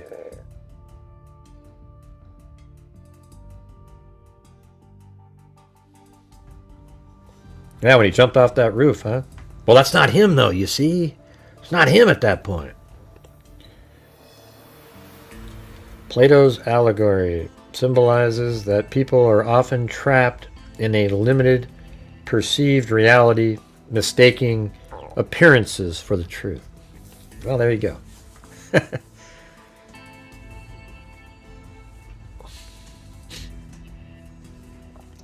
I agree with your version of events. And as soon as it's followed by however, that means they don't agree with my version of events. It's the same as saying but. Nothing you show here is proof of anything. You're just showing the video and giving your opinion. At no time can you clearly see a gun in the release video. But the released video is low resolution. I am willing to bet the original video is much better quality and may very well show a clear, distinguishable gun. Nah, I don't know if it's much clearer. I think it'll be hard to see the barrel no matter what. I even showed you that in the video that he's criticizing here. But I agree with your assumption that he had a disassembled gun in his pants and jumped off the roof with the fully assembled gun. It's the only narrative that makes sense, but putting the word proof in the description while having nothing new to show, well, it's not nothing new, is just as bad as conspiracy theorists spouting bullshit. No, it isn't. Because what I did was I showed you video of how somebody puts it in their pants by Matt Kester. And then I showed how it... and then when you then see him on the roof, you realize when he goes over the wall, he takes it out of his pants, assembles it. And I think that's all proof. And you see, in slow-mo, you see the elongated item. And circumstantial... See, the thing is, my video proves it by circumstantially going through it and physical evidence. Okay? I don't know how else I can do it better. If you couldn't vote that, based on what's in here right now, that's him on the roof, then you are a moron. Okay? That means... And if you don't think it's proof that he's got a rifle, everything points to it being a rifle. His DNA was on the trigger in the woods, wrapped in the same black towel that you see him jumping out the roof with. How do you know it's the same black towel? Just circumstantially. You see him go into the woods. Then he leaves the woods wearing different clothing, and he's not carrying the rifle and the towel anymore. That means he left it in the woods. Do you get it? Because he's running away without that in his hands after that. That means he left the gun and the towel there. If you believe that's him on the roof, he therefore has to have the gun in his hands, coming off the roof with the black towel. He hits the ground. He disappears into the woods. He exits the woods and shows up in that behind the house with a different set of clothing on. That means, and he doesn't have the rifle, that means he left it in the woods, and he never went back to be able to get it. They found the rifle and the towel in the woods, and his DNA was on it. You see how I'm saying? Like, how is that not proof that that's what he's got?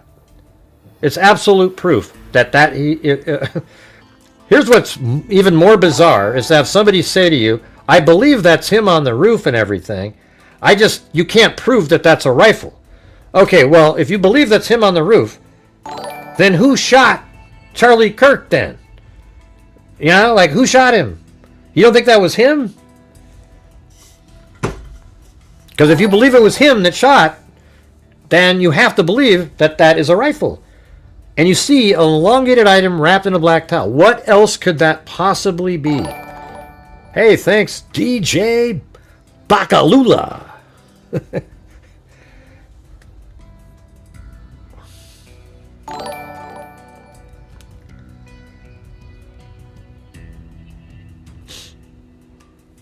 And thanks, Alpha of Sales. Do a poll in chat. Tyler the shooter or not?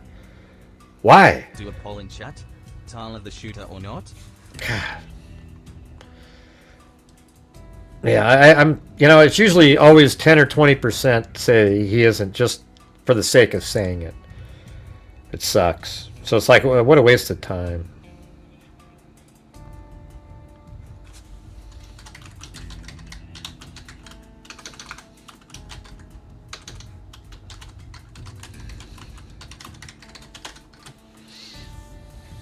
All right, here it is.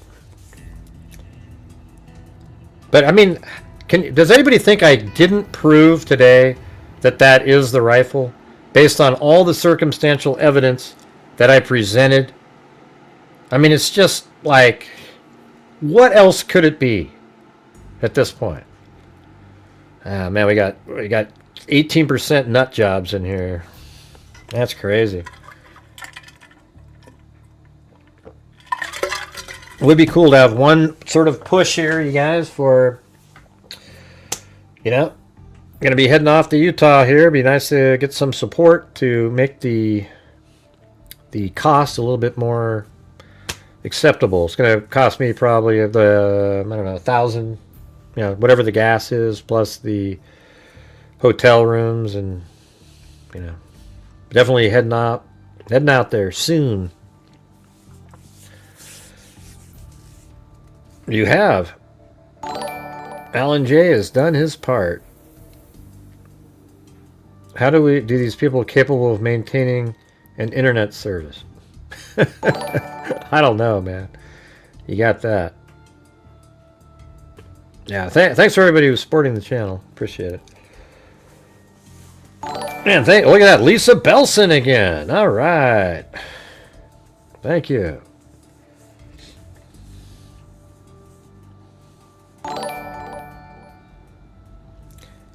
All right, so look at 21% say no. So that means you have 21% conspiracy nutters. And you know what's weird is they act like it's an insult to call them conspiracy theorists. What else are you? Because for you to believe Tyler Robinson isn't a shooter, you believe in a vast conspiracy that has multiple people involved, and they're all covering up for each other. You see that, Alan? That's what I'm telling you about. I told you.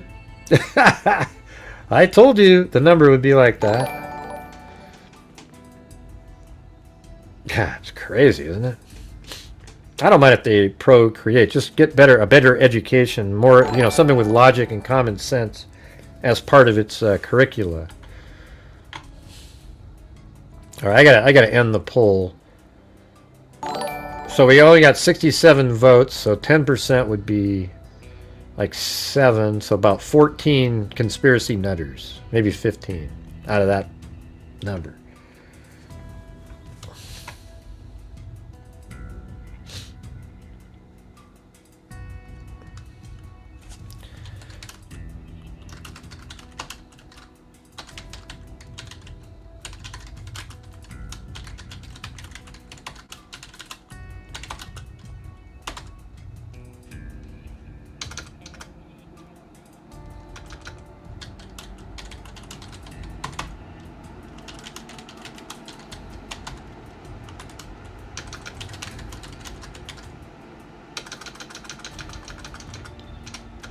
I'm just going to leave it at that. There's not enough space. Here's another question. Because I think I absolutely... If I was in court, I'd be shocked if everybody didn't agree after putting that whole thing together. But see, conspiracy theorists will say no because they have to say it. You know? I think I absolutely proved that that is the rifle based on everything else. What does it mean to you that they see him running into the woods right after he jumped off the roof with an elongated item wrapped in a black towel, and then moments later he's seen with a maroon shirt and shorts, or, I think it's just shorts on, and no backpack, or he does have a backpack, no gun or anything in his hands. He doesn't have the black towel, he doesn't have that elongated item. Where is that then? So doesn't logic just tell you that the item was left in the woods? And he himself admitted to leaving it in there. Well, those aren't real, Gray. Those aren't real. Well, even if you don't believe his text messages, where else would the towel and the elongated item be? It's in the woods. And so they find it in there. I don't know, man. It's like pulling teeth with these people. It's crazy. No, I didn't, though. I mean, I've shown it that there's an elongated item. I think today's video put all the circumstantial pieces together. I guess I left out that part right there about how he runs into the woods and then, then he leaves the woods without it. And that's where they found the damn thing. It is crazy, isn't it? But that's the reality. Usually a troll community that I have will just always vote opposite of what reality is just to do it. But there's still a number of people. Yeah, his father and grandpa set him up, man. They wanted him in prison. They didn't like him dating Twigs, so thought they could just, if they could get him on that, they could just get him in prison forever.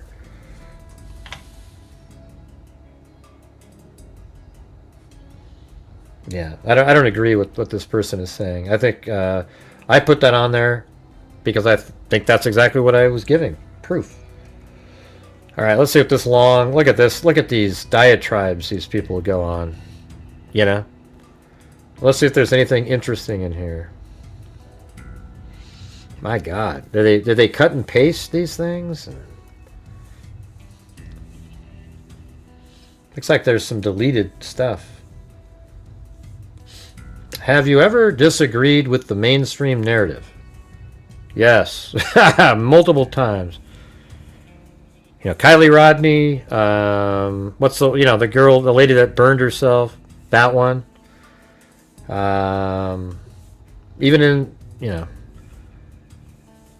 I don't know, like in the Delphi case and the Idaho 4 case, there's stuff that I believe that's different than what the narrative was, and other cases too. But generally, they're pretty accurate.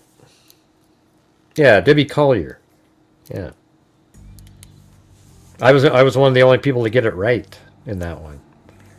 Because, again, that was one, it wasn't really a conspiracy, but it was sort of like, people could invent a bigger story.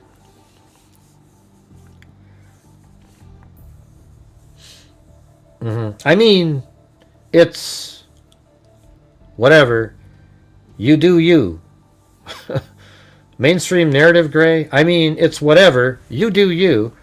I just think it's funny-ish that when, spelled W-E-N, there's an incident, I can already predict mostly who's gonna be on which side before clicking on anyone's videos. Just wondering if you really believe everything they tell you to believe. No, I just get the information, I look at it, and does it make sense? Okay? You have no problem with the fact that they're claiming that this kid took one shot from that roof with that particular weapon. The bullet was miraculously stopped by, here we go, the 30-06 argument, by Charlie's neck without exiting his body. What they are, this is the part that's scratched out. They are saying they, as in your people, the elite establishment, mainstream media feds. Wow, is that what you're saying I am? Charlie turned out to be, Jesus, like Iron Man, stopping the bullet. That's just what his doctor said. He was probably trying to, make people feel better with religious overtones. Stop the bullet from hitting the multitude of people behind him. Though this bullet is used for large, thick-skinned animals, such as moose, Charlie's Iron Man-like body was so healthy that he stopped the bullet with his neck. A true miracle. See how crazy these people are? Unreal. Yeah, that's what I've been saying. A keyhole tumbler. I've been saying that for a long time.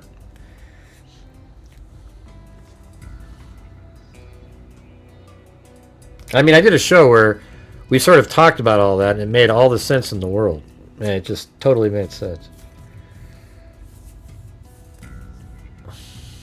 Sure, okay.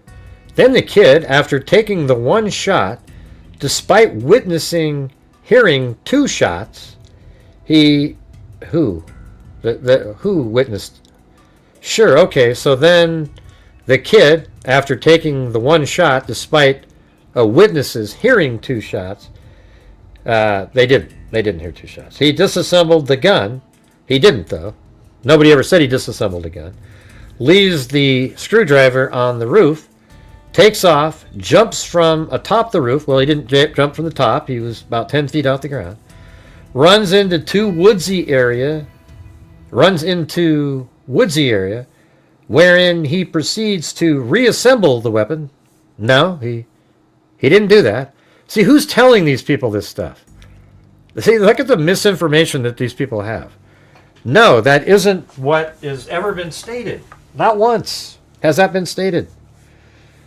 I mean, where are these people coming up with this stuff? It's unbelievable. The gun was assembled on the roof and was never taken apart again. So it says, where he proceeds to reassemble the weapon in the woods. For why? To ensure the possibility that they really found it in the bushes? He takes said weapon and wraps it in a towel that happens to be covered in his own DNA and places it all in to some bushes. God, look at, they keep putting the word number 2 in there. Some bushes. And kick rocks off to his car. He sits in his car texting his live-in boyfriend, telling him at this X that he has just assassinated Charlie Kirk. And here is where I take issue with these messages. It's not because he uses the word vehicle or phrases, my love, well, also, but he used the word vehicle in the traffic stop. What I cannot believe is that his furry lil boyfriend, his cohabitant of over a year at least, replies to his confession with why. Tyler's answer to this makes it clear the full context of this. He's literally asking him why he would take Charlie Kirk's life, as though he otherwise had no clue why he'd ever do this. Right, but didn't you? That's actually the key point in the conversation that I think proves that it's a natural conversation, because he says, why? And then Tyler didn't realize what the why was referring to, because there was 3 different elements in the comment prior. So Twig says, why? And he goes, oh, why did I shoot him? And then Twig's had to say, yeah. And then he says, oh, yeah, because, and see, that, to me, added realism to it, because why would you put in that little sort of mistake where you didn't really realize what the why was about because you had too much in the previous paragraph? That seems weird to put into a completely fake narrative message. Now, I don't know for certain, if there isn't some elements in here. I don't know, man. I just think this is probably how they communicate. There's a lot of stuff missing too.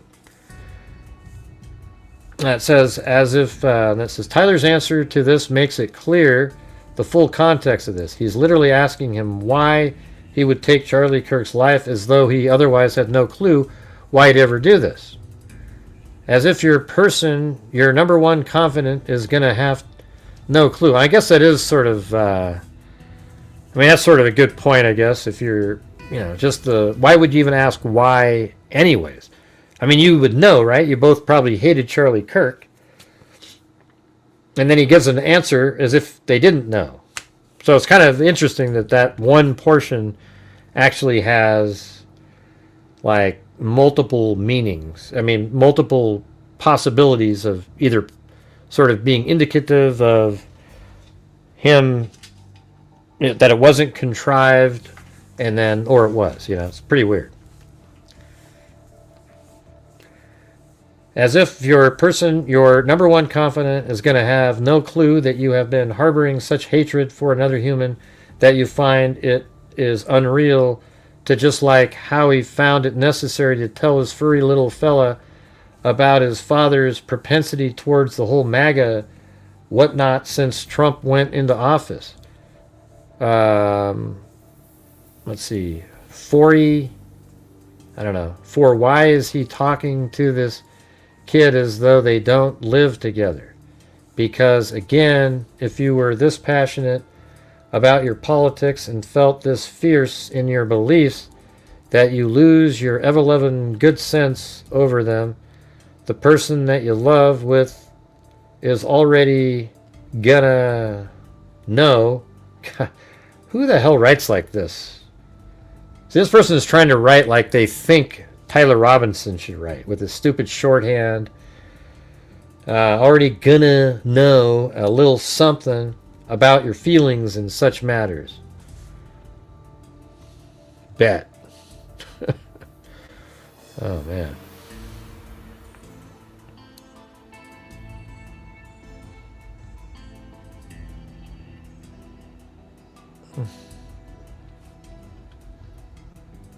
Yeah, well, the rifle, well, it's definitely not in his backpack. I don't know, but Bongino, you know, I don't know. He doesn't, he just... I guess that's one of the problems, is these people speak to, you know, Kash Patel, Bongino wouldn't be the people that I would pick to run the FBI.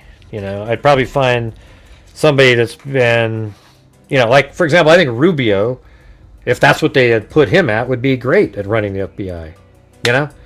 Because he'd actually, you know, be, or like somebody like, no, like, what's his name? You know, just somebody that's polished like that.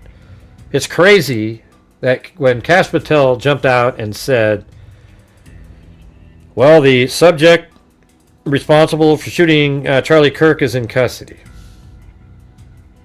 I mean, that is ridiculously poor judgment to throw that out there.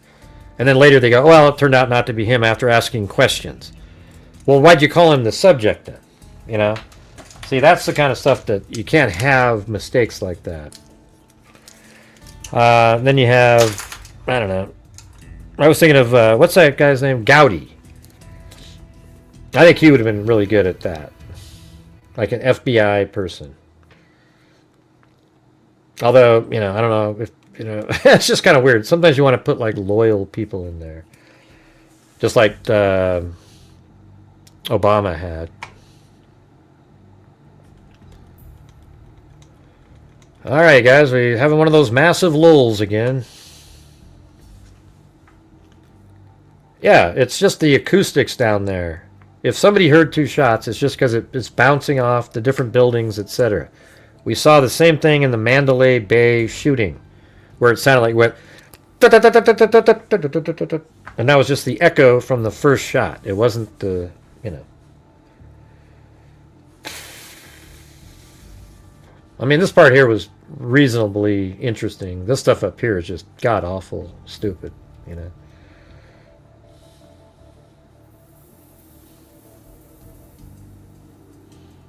And right here it says, FBI just admitted they never said it was 30-06. Where?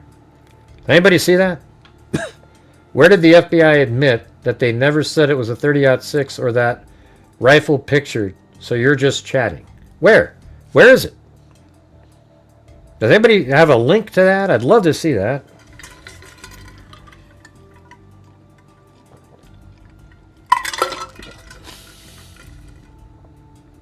Yeah. Well, here's the thing, you guys. I don't need sound analysis, all right? I think it's dumb. There's no need to do sound analysis. Absolutely none at all. And you know why? Because watch. Watch this. I'm just... This is why you don't need sound analysis. Well, thanks, guys. Appreciate you guys coming out here.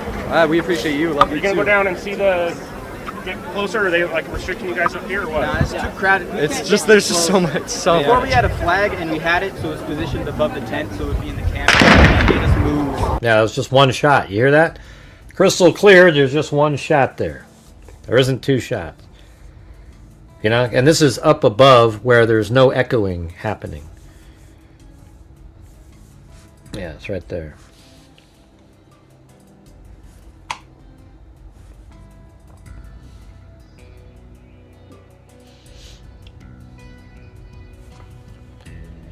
Right, but why do we keep saying that, Richard Watts? We've gone over this 100,000. Are you kidding, Richard? Come on. What I did not understand, the bullet never came out. Oh my God, Richard, come on, buddy. It didn't. You don't need to understand it. It just didn't come out.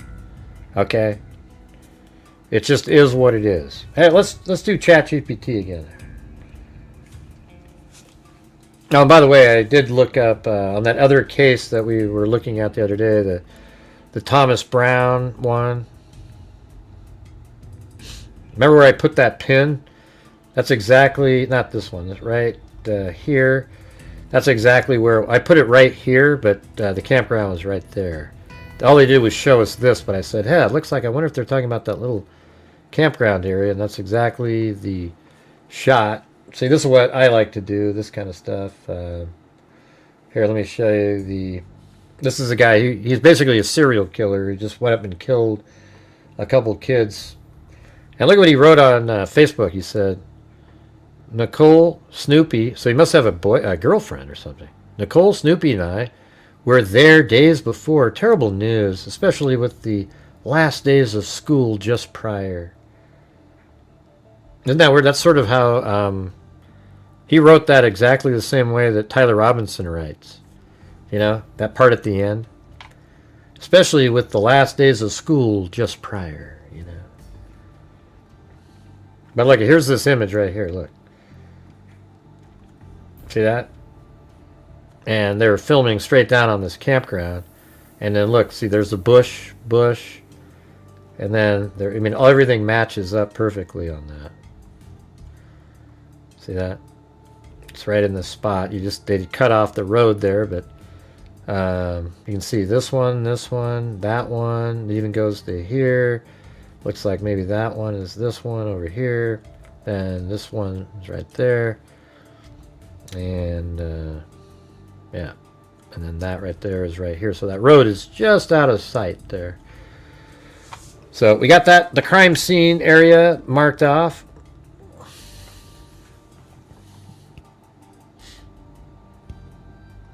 I don't remember what I was going to go do. Does anybody remember what I was going to go do? I just stopped by there really quick. Oh, yeah. No, I don't remember.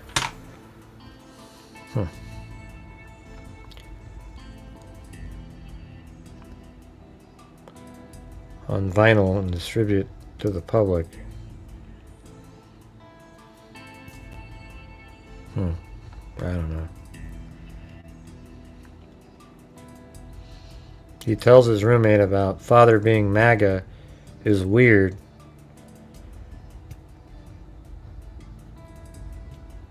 I mean, I don't know. Maybe they didn't talk about all kinds of stuff like that. I don't know. Who knows? Maybe he kept a lot of stuff to himself. You know, like if you had a girlfriend, sometimes you might not say some of the stuff that you might think that they wouldn't like, you know. Like he might have been trying to keep that from the girlfriend so that he might like his parents, right? So maybe he just didn't want to say, but then eventually he goes, okay, my parents are MAGA, you know. Oh yeah, ChatGPT, there you go.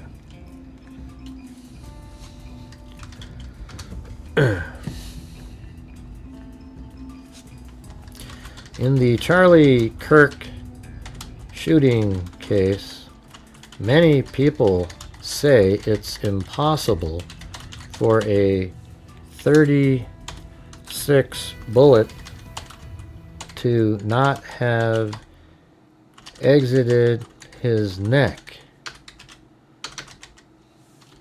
Is it?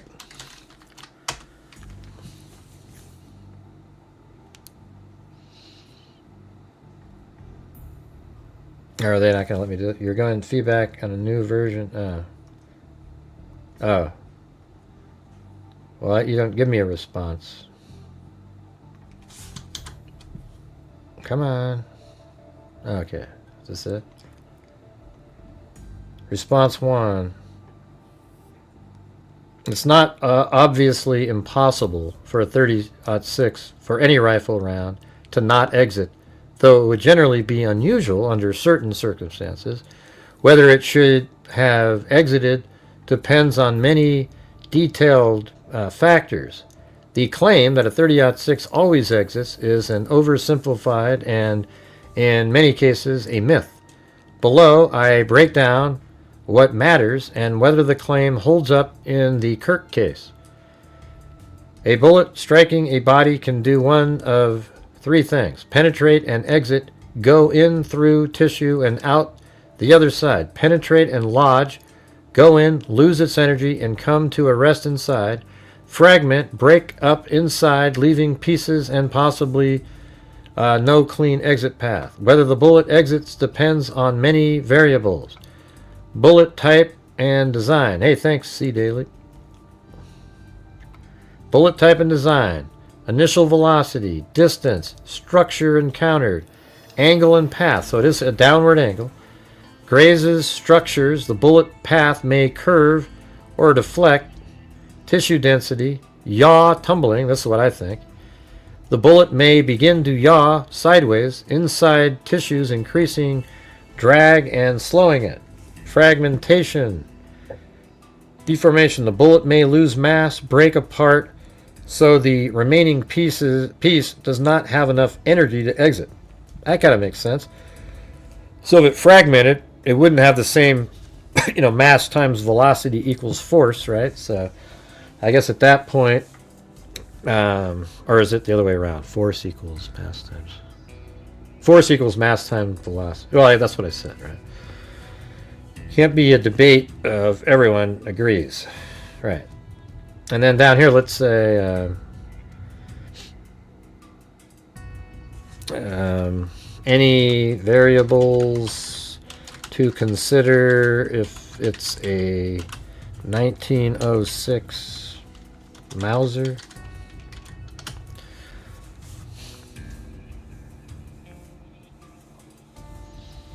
There are 2 common interpretations floating around in discussions of this case.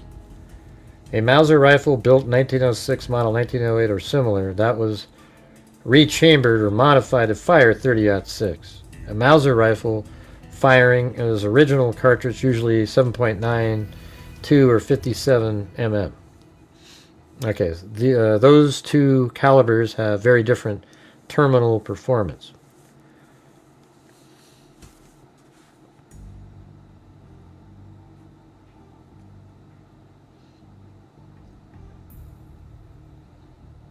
Uh, 30-06 loses 400 feet per second over 200 yards and 700 feet over 400 yards.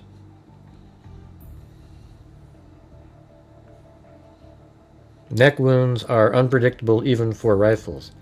If the round hit the mandible, vertebrae, or clavicle, that's enough to stop or deflect the bullet. Cervical vertebrae are very dense. If struck obliquely, they can deform or even capture a rifle bullet, documented in multiple wound ballistic case studies. God, you guys. If the shooter, and I think it actually hit him around like C3 or 4 right in there. If the shooter was at an upward or oblique angle, the shot through the tissue could be longer than the neck width, 6 to 8 inches or 4 inches, meaning more drag and more energy loss. Vintage rounds can underperform dramatically.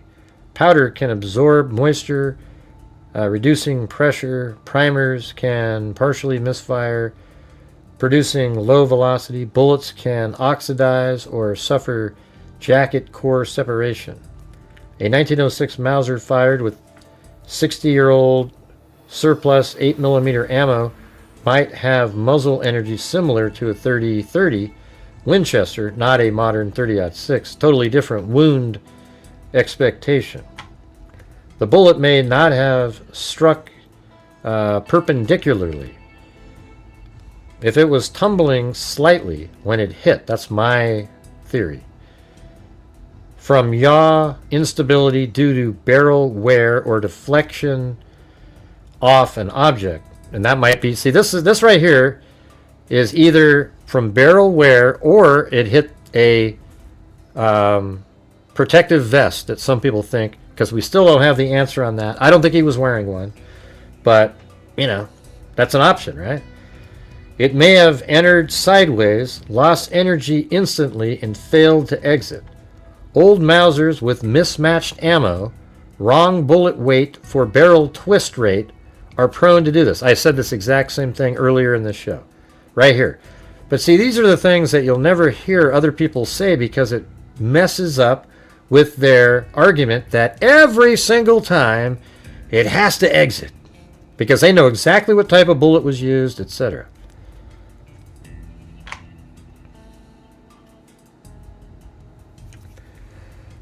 Anyways, there you go. Anyway, that's what I think happened. My theory has always been that it was tumbling.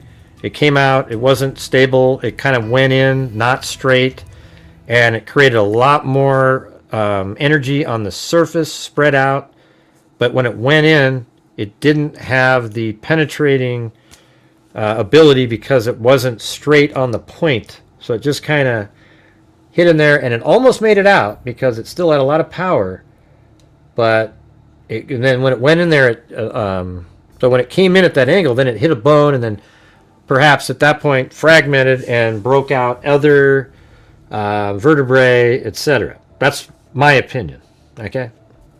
Yeah, the keyhole tumbler. That's what I've been saying for a long time. Have you been watching my channel?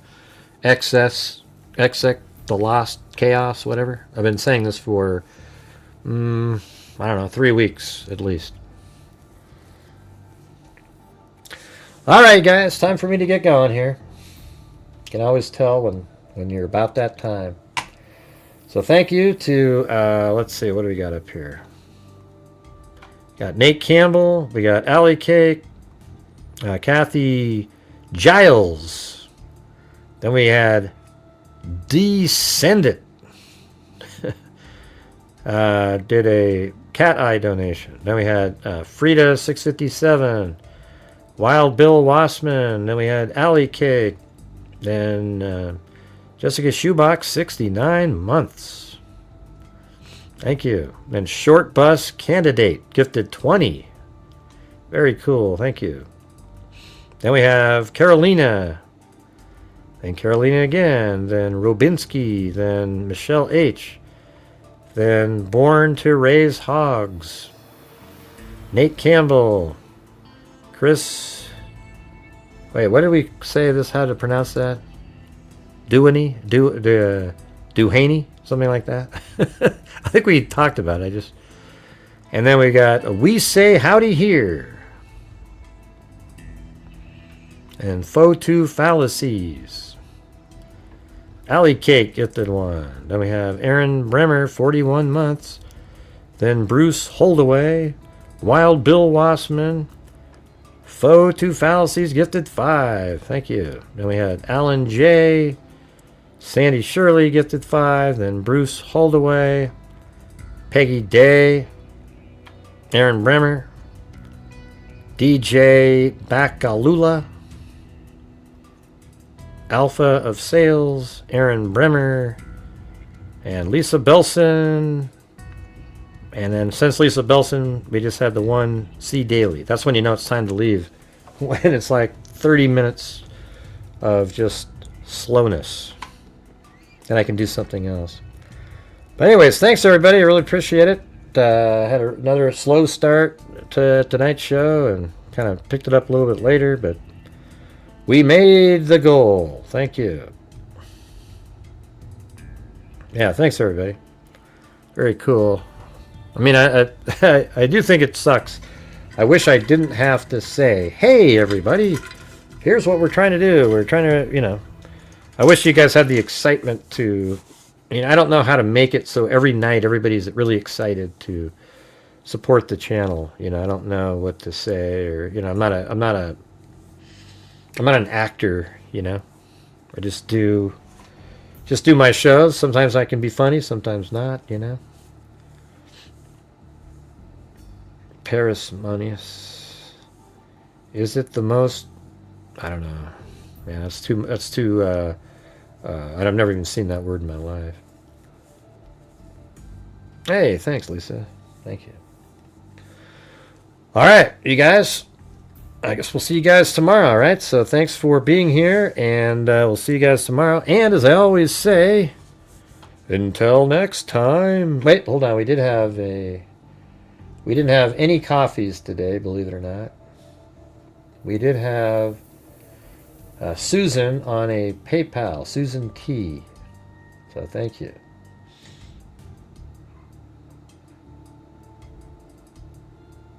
Undisputed crime scene tampering. Why do you guys send me this crap? Okay, I don't care that the Turning Point USA people remove the cameras. It really doesn't bother me at all. They gave the camera footage over to the investigators, obviously, later. Okay. Everything's, because they took, but they could have edited it, Gray. Don't you get it, man? The metadata will show if it was edited or not. Investigators aren't stupid. They take the video and they look at the metadata and it'll show that it was filmed at that time and it hasn't been edited. The moment you edit footage and you save it out again, it has different metadata on it. Everybody knows this information except for the whack job conspiracy theorists.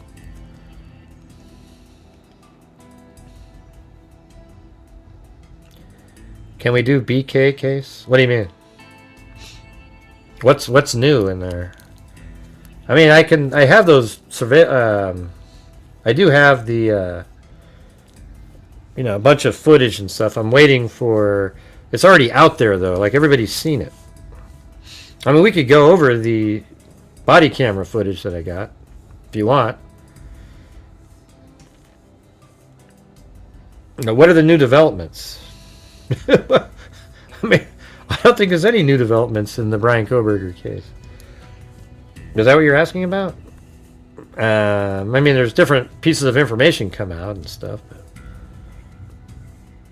that's the thing of the David case, D4, I've looked at it. There's just nothing to talk about. Like, as soon as you get one sentence out, there's nothing else to say. It's just sort of like, oh yeah, he, that was somebody he dated. They knew each other. I think it's obvious that they knew each other.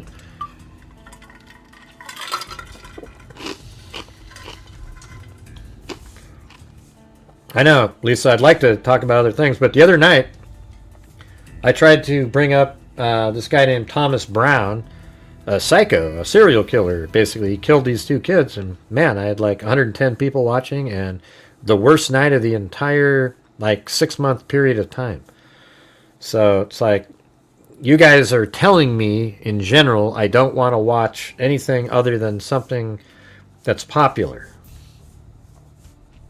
It used to be different. I used to be on YouTube.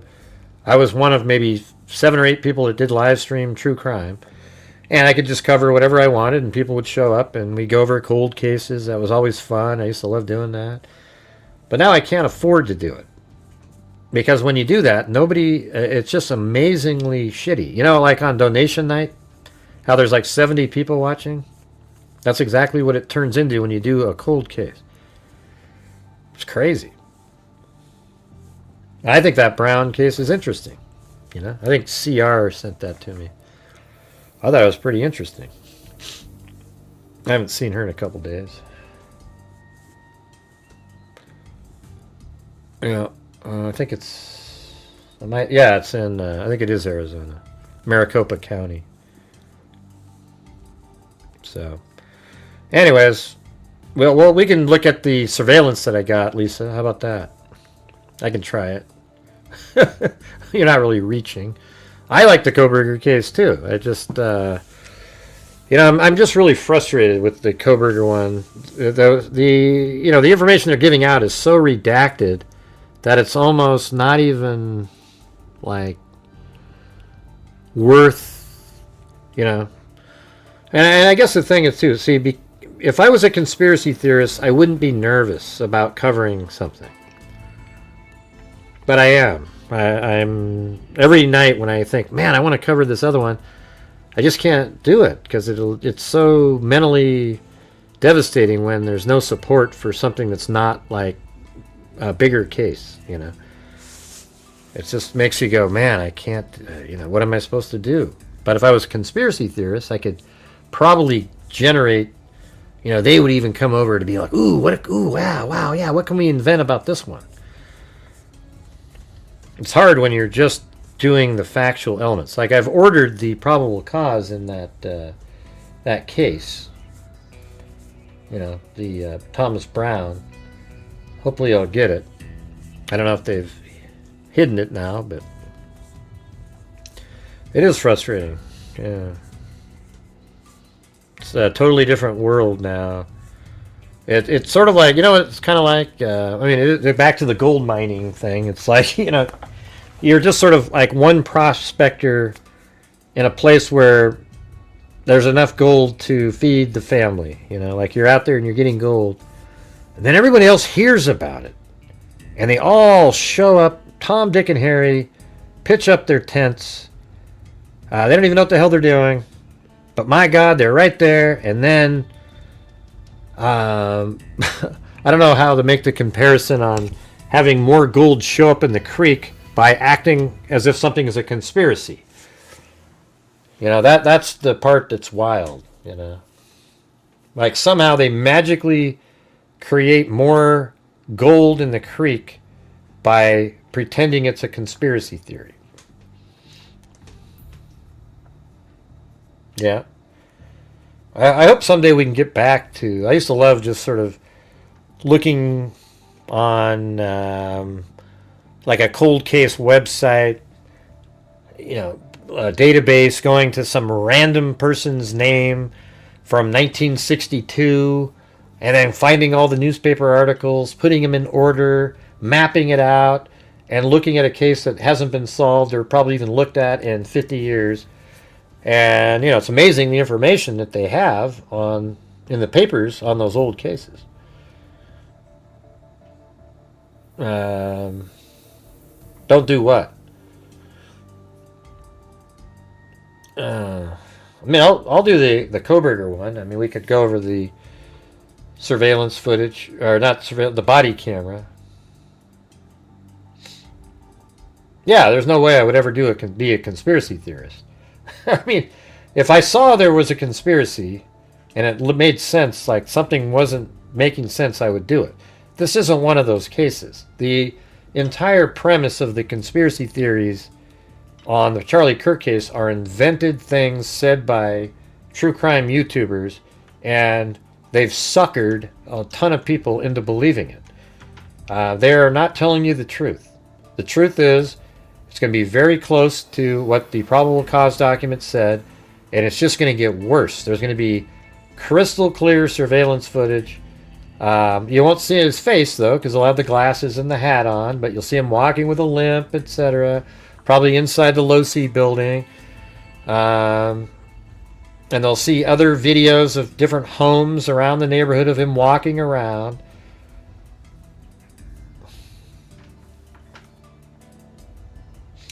Yeah, you watch them, but, you know, most people, it just isn't the way it is now. Everybody has turned into, like, kind of a quick fix thing. You know, it's a lot easier. Let's say you've been following the Brian Koberger case for a long time. Well, we cover that, and everybody's familiar with it, and it's kind of interesting. You know, you talk about it, and everybody knows what... And then all of a sudden, let's say you do a show on Joe Smith, 1977... found in a gully, and then right next to you is a food cart. Let's say my food cart is, tonight we're serving something different. I know you guys love Koberger, you love to eat the Koberger meal, but tonight we're switching over to Joe Smith's hamburgers. And then I'm serving Joe Smith's hamburgers, and right next to me a food cart jumps up, and three of them, they're talking about Koberger. Well, you know, the people that really kind of want to eat the Koberger meal, they're going to go over there. And they're not going to watch my show on Joe Smith's, hamburger. And that's just how it works. There's so many food carts out there now that people just get to choose. Like, I guess the way it would, am I making sense to you guys? Think about it like this. Let's say Baskin and Robbins, right? I love chocolate mint or peanut butter and chocolate. Love those ones, right? So let's say I was eating over there, and I would just eat those every time. And then one night, the ice cream shop said, we don't have those anymore. We don't have those for the next week. Well, right next door is another ice cream parlor that has chocolate mint chip and peanut butter and chocolate, and I'm going to go over there, and I'm going to get that. However, at a time when there, was just that one ice cream shop, you would still eat an ice cream. You just might try something different that night. That's how it was on YouTube. We used to cover all kinds of different true crimes, but I was really one of the only people doing this. So people would show up, and we would watch, talk about whatever I'm talking about, and it was interesting. But now it's not like that. It's not like that at all. It sucks. And it really is. I've been telling some of you guys this for a while, and people go, hey, Gray, what difference does it make, man? You should be covered. You're doing what you didn't want to do. And I've been forced into it. That's the truth. I could sit here and cover Joe Smith True Crime every single day for a month, and my channel would be a disaster in here. I bet you the income level, and I'm talking about, because I try to use this as my main source of income on YouTube, right? That's it. And if I did that, I would just be an absolute struggle, and there'd be there'd be no donation night at all, except for me. Like, hey, donation night, everybody help the channel out. If that was that, because it would be that bad. I've seen it. It's horrible.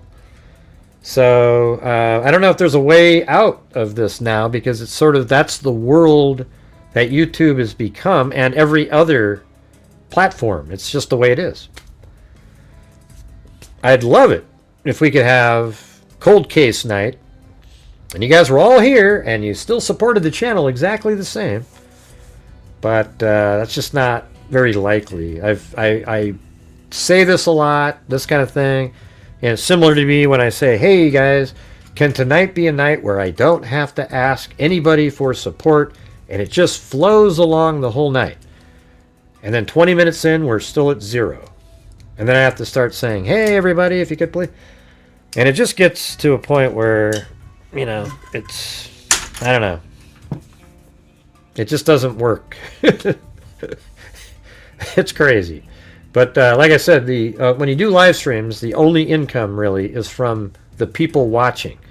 So for all of you out there that go over and watch other channels, for the other crazy people that don't like that I'm over here saying, hey, help support the channel, you should be helping the channels that you watch out there that are just sitting there hour after hour doing their shows and not a soul.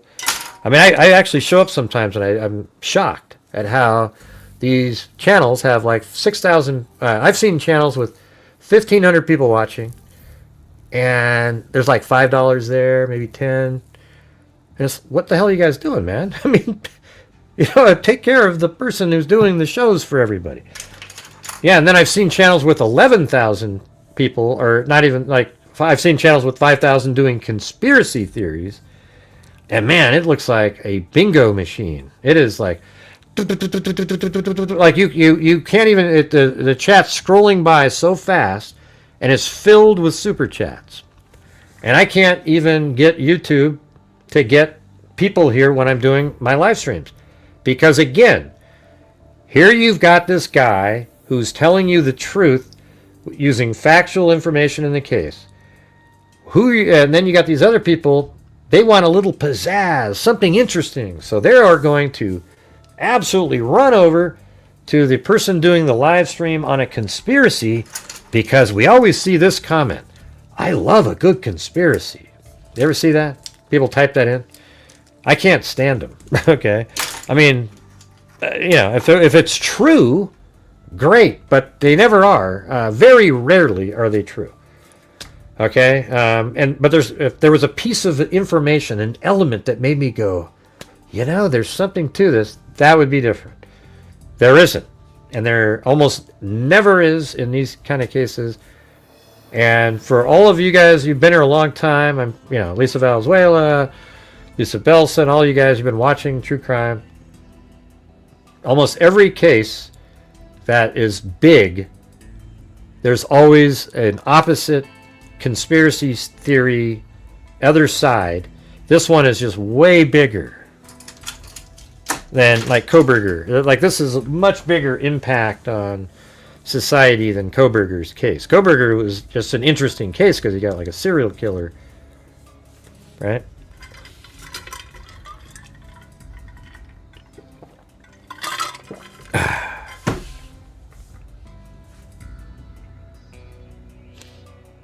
You won't stay either. I want the truth. What does that mean? I don't get what that means. I can't stand that type of channel. Right. But people, that's all you... I mean, the thing is people say that all the time. But a lot of the people that watch my channel are always lurking in the background over at these other people's channels. You know, all the time. And I don't like... I mean, I'm disappointed in channels that entertain the conspiracies. Or they go, that's interesting. Now, hey, what about... It's not, man. It isn't. They are just selling their souls to, you know, for views, likes, subs, and money. Title to cover cold cases.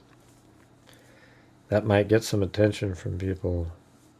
I know, my thumbnails suck, though. I mean, I always wish there was somebody out there. But the thing is, you need to get... When I make thumbnails, they need to be made in like a 30-minute time frame. It's not like you get a week to work on a beautiful thumbnail. Well, good, Lisa. But, you know, there's a lot of people, though. Like, a lot of times, they'll go, hey, Gray, I saw you over there. You know, because I showed up in that Valhalla conspiracy theory nutter channel, and I was just, everything he said, I had a quick answer back. I go, no, well, that's not true. It's this and this. And he wasn't reading my comments, and all of a sudden, all these people started saying, ban Gray Hughes, ban Gray Hughes. And then he comes on, who the hell's Gray Hughes? Who the hell's Gray Hughes, man? I never... And then he's talking and talking and talking. And everything I said was absolutely true. Like, that's where he was saying that law enforcement's using the TMZ video, you know, with the watermark on it. I mean, literally everything and then he said, look, you can't put a 30-06 down your pants. Look it. And he tried to put the full gun in his pants, and it looked stupid. But that's not what was happening there. It was broken in part, in two pieces. Like 30-inch length each side, and then one went on the left side, the right side. You know, maybe the backpack, he engineered something with that. We don't know. How come your comment, Lisa's still there? Like, hasn't anybody else thought of something to type in?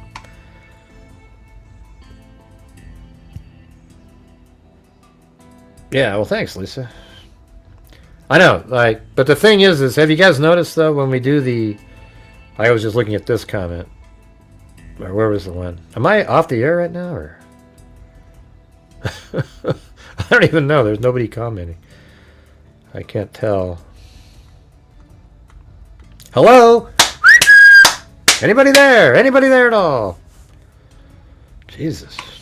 My God, you guys. When the chat's not moving, that's when I just want to, like, sign out, like, immediately on that point. Well, I don't know if there's anything you can do to help. I'm just telling you what the story is. I appreciate you stay here and everything. I mean, you guys not want me to ever say what's happening? Just kind of pretend like, hey, look how great this is. I can't. I'm just not like that. Yep. Oh, that thing's on the screen. Well, I am. I am down here. See, down in the corner. Wow, that's a long name right there. Jackie at Happy with a Twist Acrylic Pores Plus. Man, that's almost as long as Crystal, aka Beaver Gaming Sub Crystal. That's one of the longest names I've ever seen right there. Jackie at Happy with a... Yeah. Well, I'm glad you like the videos. People like the videos. Some people don't like my live streams. But lately, people don't like my videos. You know, I'm trying my best to get videos out that people watch, and the last two, 8,000 views total. I mean, that is horrendous. Yeah, I might be able to, let's see, let me just see what the, if I can show you guys. Do you guys want me to pretend that everything's cool? Okay, I can't do it. Let's see. Yeah, like we're just frozen in subs too. Like I haven't gained any subs in like 2 or 3 days. It's crazy.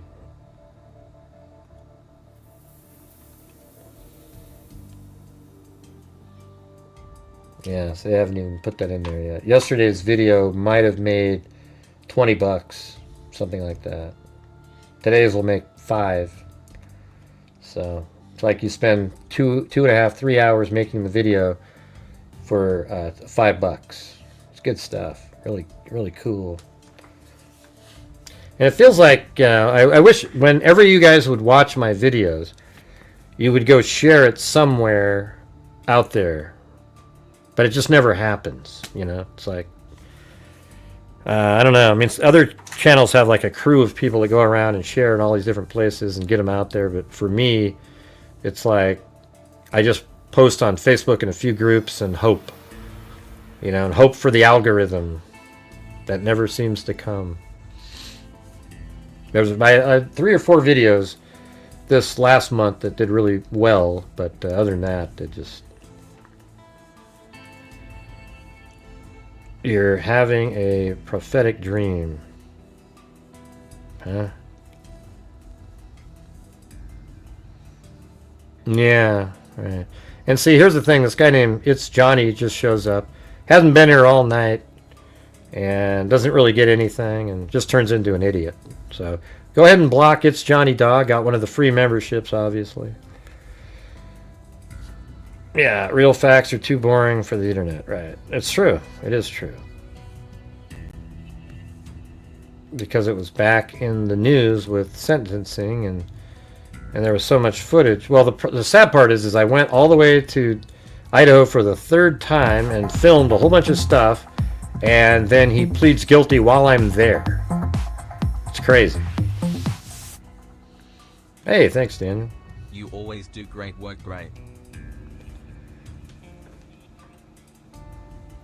He has been debunking the... What's that mean? The Shan. Start debunking all the... I have been. Nobody watches them.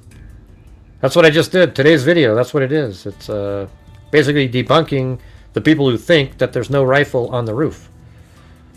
Maybe I should call it debunking. You know, somebody had an idea. Make videos called Debunking Candace Owens' Theory. Maybe that would get people to watch. I don't know.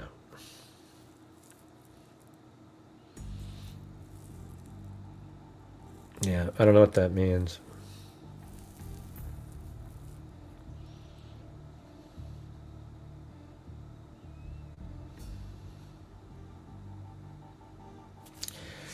All right. Anyways, you guys, thanks for being here. Thanks for listening. I'd love to have nights where it was just... We've had a lot of those, but lately, last week and a half has been just like pulling teeth, you know.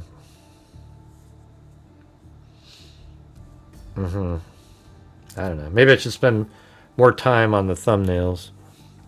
I just don't... That's not my expertise. You know, you got these people, their thumbnails look the same on every video, but somehow they found something that people want to click on or something.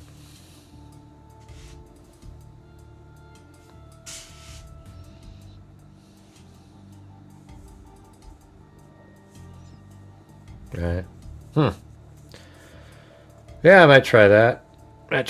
Who knows? But is that really what it's all about? Like, hey, I gotta make a video on Candace Owens because then that might show up somewhere, and then somebody, you know, then I don't know.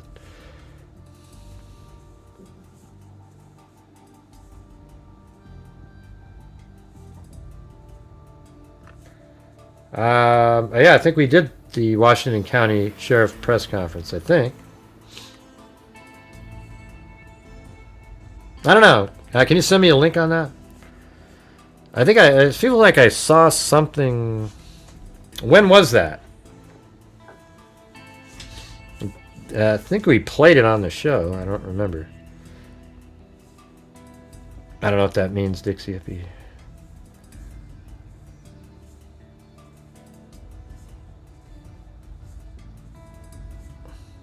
Yeah. Well, hey, thanks for recommending those channels. Everyone else can go watch those too. So see if ChatGPT can help you out with... Nah, I've tried it. I've tried their thing.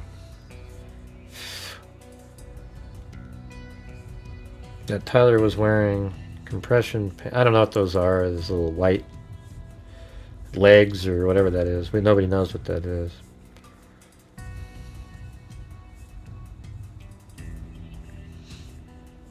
I think the backpack kind of locked it in on him.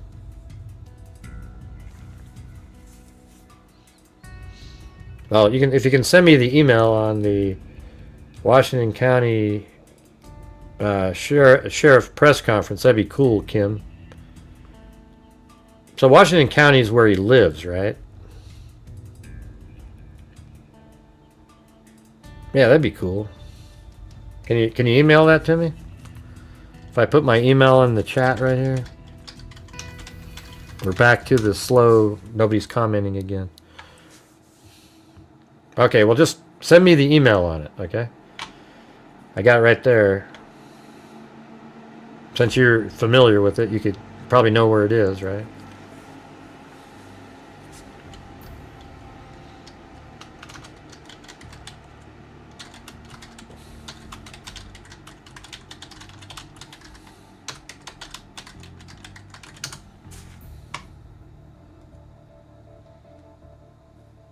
Let me see.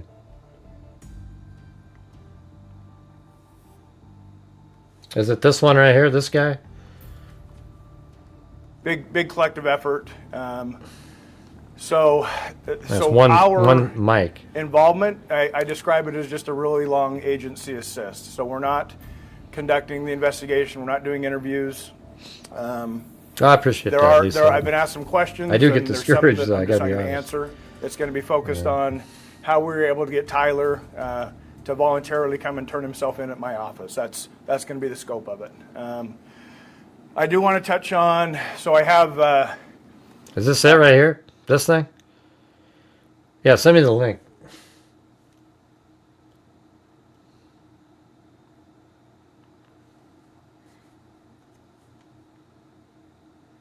I don't like how it comes out of one mic. Retired corrections deputy named Matt Robinson.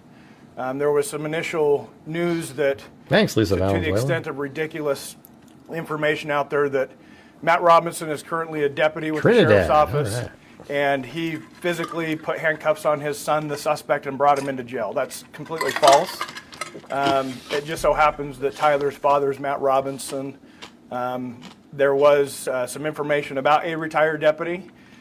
So somehow that got blurred in the media, and I just I want to make sure that the conspiracy theorists ran with that one back as best we can, because Matt Robinson, my retired deputy, has been been harassed.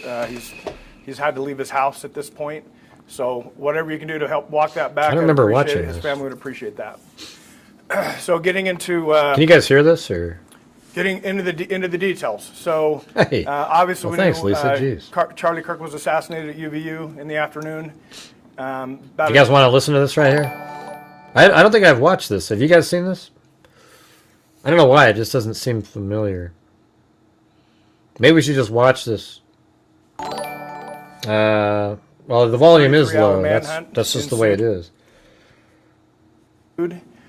And I think I was that's winding maximum. down for the evening, And at exactly 8:02 on the 11th. It's actually pretty loud. It comes out at 10.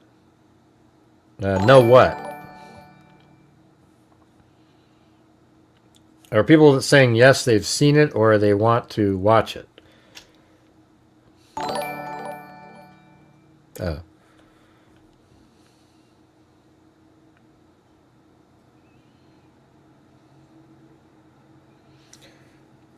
Let me just look, see if there's a better version of this somewhere.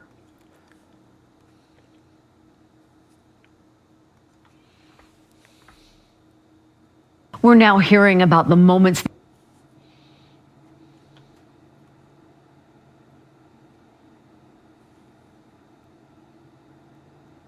No.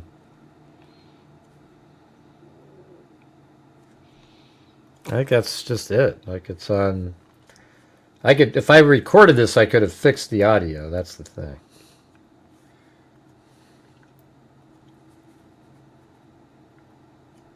So our entire deputy.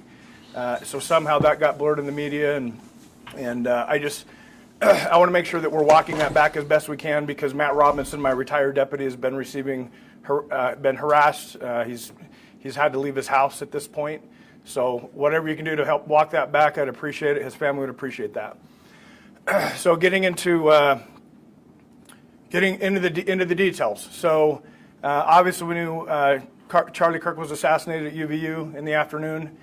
About a 33-hour manhunt ensued, and I was winding down for the evening. And at exactly 8:02 on the 11th, I received a call from a friend of mine who happens to be a retired detective that worked for me for many years. I didn't put that out there initially. I wanted to protect that individual as much as possible. Unfortunately, in the court documents, which is standard, he was referenced as a retired Washington County deputy. So I didn't put that out there. It was in the court docs. I was trying to protect even that information and just saying retired law enforcement in general. So I get a call from my friend, and his said, "Hey, how you doing?" "Good." And it's not, he's been retired a few years. We'll call each other. It's not unusual for me to get a call from him or vice versa.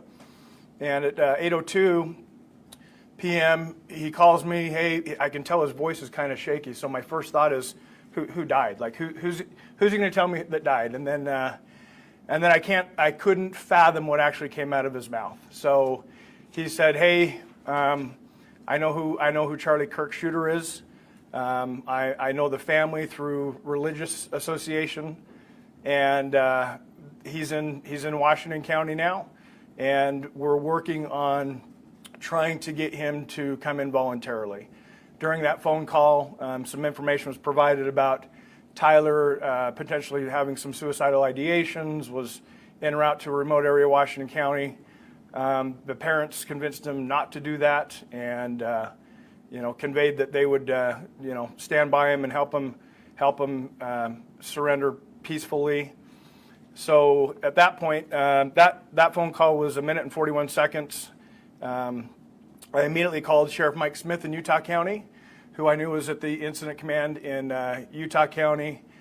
So for about 40 seconds, I'm telling Sheriff Smith, "Hey, I'm confident we have the shooter in Washington County. We're working on getting him to come in and surrender at my office." We didn't have him yet, and after about 40 seconds, Sheriff Smith's like, "Wait, what are you talking about?" So he was shocked, as I was, to hear the news, and so I repeated myself. He said, "How credible is it?" I said, "I trust this guy that called me with my life, and I think it's time you need to get your people, the lead investigators, headed to Washington County."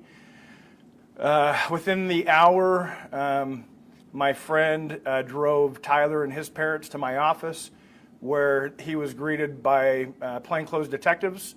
So that was part of the deal. Is Tyler knew it was just inevitable with all the law enforcement pressure that his picture in the news, the gun on the news. He knew it was inevitable that he would be caught. He was fearful of a SWAT team hit on his house, or he was fearful of being shot by law enforcement. So part of the negotiation and getting him to bring himself in was that we would treat it as delicate and as soft as possible to make him feel comfortable to where he would show up at my office, and that's exactly what happened. So since we weren't the lead agency, basically it was about a 2.5 hour waiting in a room, not communicating with the suspect. Our job was not to interview, our job was just to get him here. So after about 2.5 hours, we ended up getting federal agents and state agents in, and some of my detectives were asked to go out into the community and secure 2 locations, so the parents' home and the apartment that Tyler was living in, along with the vehicle that Tyler was likely driving up at UVU. So that's about it. Sheriff, how would you characterize that former law enforcement friend of yours as a doing something? It's new to me, but it's outstanding. He deserves Washington full credit. County press conference. Where he was arrested. I think that a lot of it's just the community Tyler relations, right? So Tyler's family trusted this individual. They knew he was involved in law enforcement at some point, and enough community involvement there that they trusted that they could go to this individual and he could contact me directly, and that we could facilitate a peaceful, calm, relaxed surrender, put it that way, right? Make him comfortable for a couple hours, make sure he has water, no communication until the lead investigators arrived. So. Sheriff, you mentioned you got a call from a retired detective. What went through your mind in that moment when he told you what was about to happen? How did you negotiate with Tyler or his family? So what were your first impressions when? So shock, right? So like I said, I couldn't imagine the conversation that occurred in that 1:41 conversation. But there was negotiation. There was some criteria that needed to be met for him to voluntarily come in, and I agreed to those terms. What did he ask for? Can I ask? He basically for a peaceful, gentle, comfortable transition for him to come out. Again, he knew he was going to get caught. He didn't want a big SWAT team hitting his parents' house or his apartment. Yeah, He that's Tyler was Robinson, fearful yes. of being shot by law enforcement. So that the conditions were as relaxed and comfortable and almost to the point of inviting. But it's not him; it's the other guy. If at the end of the day The guy that's in jail is the guy he's we talking accomplish him about, surrendering not Tyler peacefully Robinson. on his own, I'm gonna make some concessions to make that happen. And what was his mood when you first saw him? I would describe it as quiet and somber. So not talkative, just no. Go ahead. There's been reports that this family friend was also potentially a youth pastor or connected to the church. Is that the same person? No church leadership, just an association through the religious. Okay. Is there somebody in the ward, LDS ward? Yeah, I would say that, but not in leadership. Unfortunately, the bishop of that ward has been drug into it because of some of the media reporting. But that's not accurate. That's not accurate. About the bishop. Yeah, the bishop wasn't involved in this. Sounds like these guys have been dealing with conspiracies too. No, absolutely not. If you could speak to it, did the sheriff's office have any interaction with Tyler Robinson in previous incidents? I've been asked that a few times, so it's well known, it's in the media. Tyler's apartment was in St. George city limits. The parents' home was in Washington city limits. So since the sheriff's office is primarily patrolling small rural communities, the unincorporated areas of the county, if there were any calls to the residents in St. George City, the highest probability that just St. George City would handle that, not the sheriff's office. So I don't have any data that would support that one way or the other. Sheriff, have you interviewed his roommate, Robinson's roommate? No, we're not the lead investigators, so we wouldn't be doing that. Sheriff, how would you characterize the parents of what you knew that night? I don't know anything about them. What did they mention in the phone calls? No. Sheriff, how do you feel about the fact that this surrender happened as it was in the police office, at the police station, it kind of was peaceful, inviting as you framed it, and not like a SWAT situation or a big operation that had happened in the neighborhood? Right. That made him comfortable enough. The conditions were satisfied. Maybe in a few days I'll put this out there as a video, but I'll fix all the audio so you can hear all the questions and everything, and make it come out of both sides of the speakers. Satisfactory to him to where he ended up getting a ride with my friend to be dropped off here. We did have some initial discussion internally. So I run the county jail, and we have to think ahead. So what if Tyler ends up staying the night in our facility? What does that look like? Because of the circumstance, he was driven to Utah County that night, I'm going to say maybe about 2 in the morning. So that took that weight off us on how we're going to keep him safe in our facility and talking about constant supervision. See how great our things mods like are that. over here. That didn't occur. Yeah, so. How did you feel about that? You know, having a surrender. She's talking. Lisa's talking about me. Well, obviously it was a big deal. You know, not only national Hey. but international. You're seeing Hey, Amy. you're seeing Thanks. people mourning all over the world Love you for too. Charlie Kirk, and to have that happen, you know, I've had thoughts and heard comments about, you know, this kind of stuff doesn't happen in Utah. You know, unfortunately it did. But then to have the suspect be a Utah resident who literally went to the same high school I went to. I mean, we're like 30 years apart, but I went to the same high school. He happened to go to the same high school here in Washington County. So it's a double shock factor that one in Utah, and then the suspect happened to be homegrown Washington County boy. So What time did he get here? it was just before 9 p.m. What did you do once he got here? Did you put him in handcuffs? No, Nothing? nope. Made sure he had water, made him comfortable sitting on a couch in an interview room, and just sat on him until the lead investigators came in. So his parents didn't say anything? Man, I wonder if. Again, Oh man, that was not our. that's place something to we ask. don't know of. Did he speak to the investigators without an attorney? And you know, they read him his Miranda rights. What did he say? You know, that would be very interesting. Ask questions. It was just, we have you here. We're in a holding pattern until the lead investigators get here. So that wouldn't be in our wheelhouse. We wouldn't even have attempted to interview any of them. Sheriff, can you provide some more? Well, they should have, because he might have time to think about it. Was he a your homicide unit, violence? He was a detective. He was for many years. He was a detective. So in He our did have a gun up agency, our there. detectives, like some cities, He did have a gun up You there. have detective just Hey, looking Y3, homicides, you're just not looking sex appreciated offenses. at all Ours here. is all So encompassing. do your bullshit Whatever somewhere case else, comes okay? next, Thanks. and you have the smaller caseload. Jesus, You're going to get always whatever case stupid that is. comments every day. Just. About 3 years. How grateful are you the fact that this ended the way it did and not in a violent outcome? Oh, very, very, very much. Like I said, concessions were made to make that happen. So if, again, peaceful surrender, make Would him have found what? comfortable. You know, he's accused of a horrific crime. So it's kind of odd to be in that, you know, again, accused of a horrific crime, but then we are treating him very civilly, very humanely, and that's just part of He the was going job. to get rid of We it do when he that came on a regular home. basis. Try to The note. make people comfortable, so they're relaxed and not bombard them with negativity or you know, hammer fist or stormtrooper type approach. We wouldn't do that. Sheriff, how many total phone calls were made between you and the retired detective? There were several follow-up phone calls that night. One was well, between my command staff and my friend, just them letting me know, hey, he is in the building. We have him in an interview room, and there's been several follow-ups since then. Just me checking in on him, and All the way from that first call to say, we're here, kind of a phone call? correct. But how would they have known who he was at the time? Prior to him turning himself in, did you guys have any clue that maybe he was in the Washington area? at all? No, not even a hint.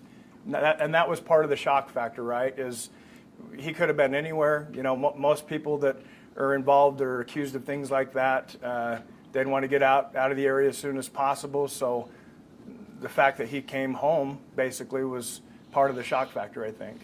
You said he was afraid of being shot. What did he say exactly? How did he express that? Just that. Any concern for Just that. So, yeah, one of his fears of being shot by the police. Period. That's it. That's. Your friend that said that? Or? But he was My okay friend blowing conveyed that to Charlie me Kirk through- away. through conversation What with a Tyler's loser. parents. Jesus.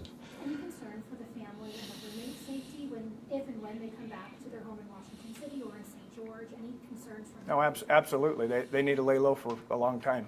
unfortunately. So even I hope they use that against I'll him throw at this out there. I had a trial. second cousin with the last name Robinson. He happens to be an optometrist. He turned himself in And, because he his- was his afraid to office be has been shot. Receiving threatening phone calls But he didn't just give a because of damn his last about name. shooting Charlie So- Kirk in the neck. So to put somebody in that kind of burdensome situation when they have nothing to do with it, no relation to the family, just think about how the actual individuals involved in this incident are feeling right now.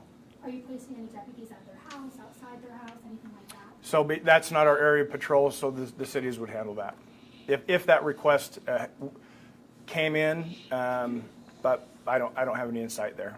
Sheriff, could you describe the handoff that occurred from Tyler Robinson to the authorities that came down? You only got Yeah, parked in my 233 parking likes lot. tonight. Oh wait, the lead investigators. So How by the time ridiculous. they were in town, Tyler was sitting in an interview room with his parents when they arrived. So they were already in this building when the lead investigators arrived. And how did that handoff go down?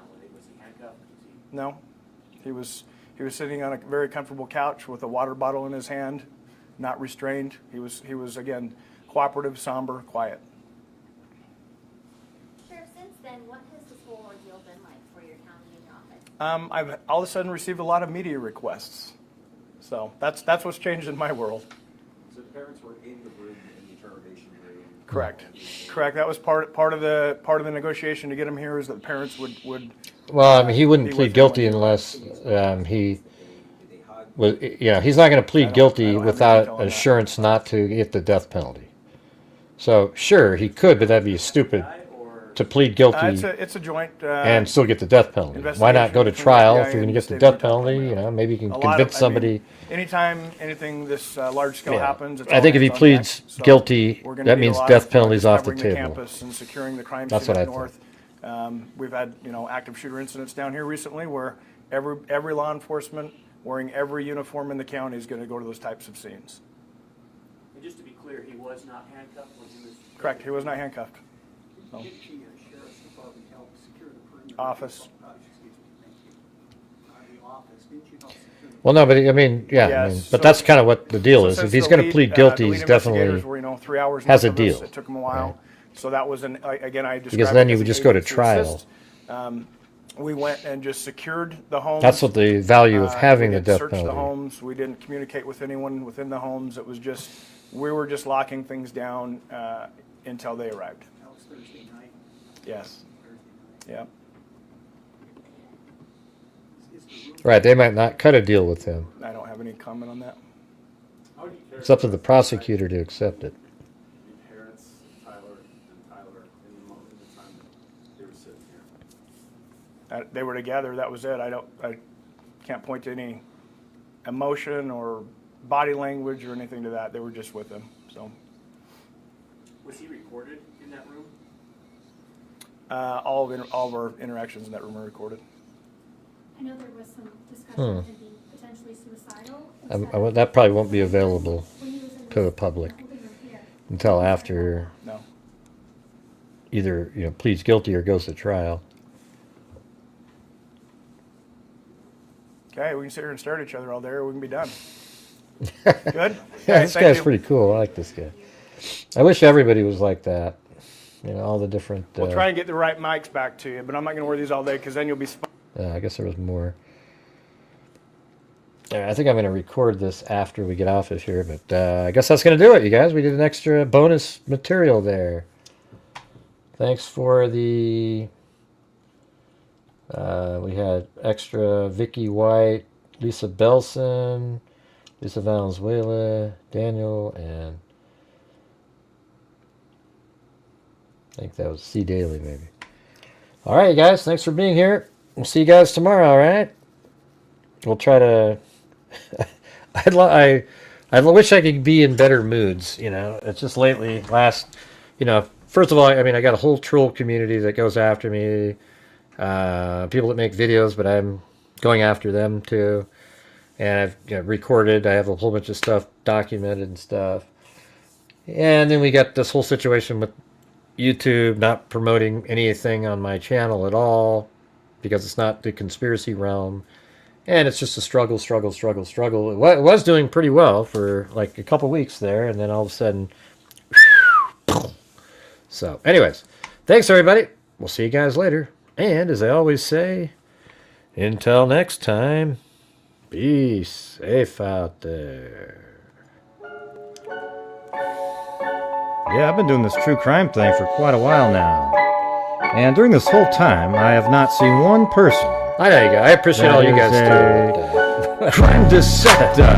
That's the way I feel, you know. I'm a certified human lie detector. Gonna get ya on a stretcher if you try and play me like an old projector. Crime sector, here's my nectar. Professor Gray is gonna give another lecture. Crime collector, freak connector, and I'm only gonna be a protector. Fool deflector, interceptor, and I'm meaner than a snake with a vector on his vector. With all respect, just remember I've a type of fucking check. I have no agenda, I'm a pretender, and I'll serve it to you straight without the blender. And in the end, I'm gonna send you on a mission to reveal the true offender. Yeah, so I'll just get right back to work. All right, everybody? All right. Thanks, everybody. I'm actually going to record that interview really quick again right now. All right. So, not the interview, the press conference. So, thank you guys. Thanks for your kind words and your support and everything. We'll see you guys soon. Be safe out there.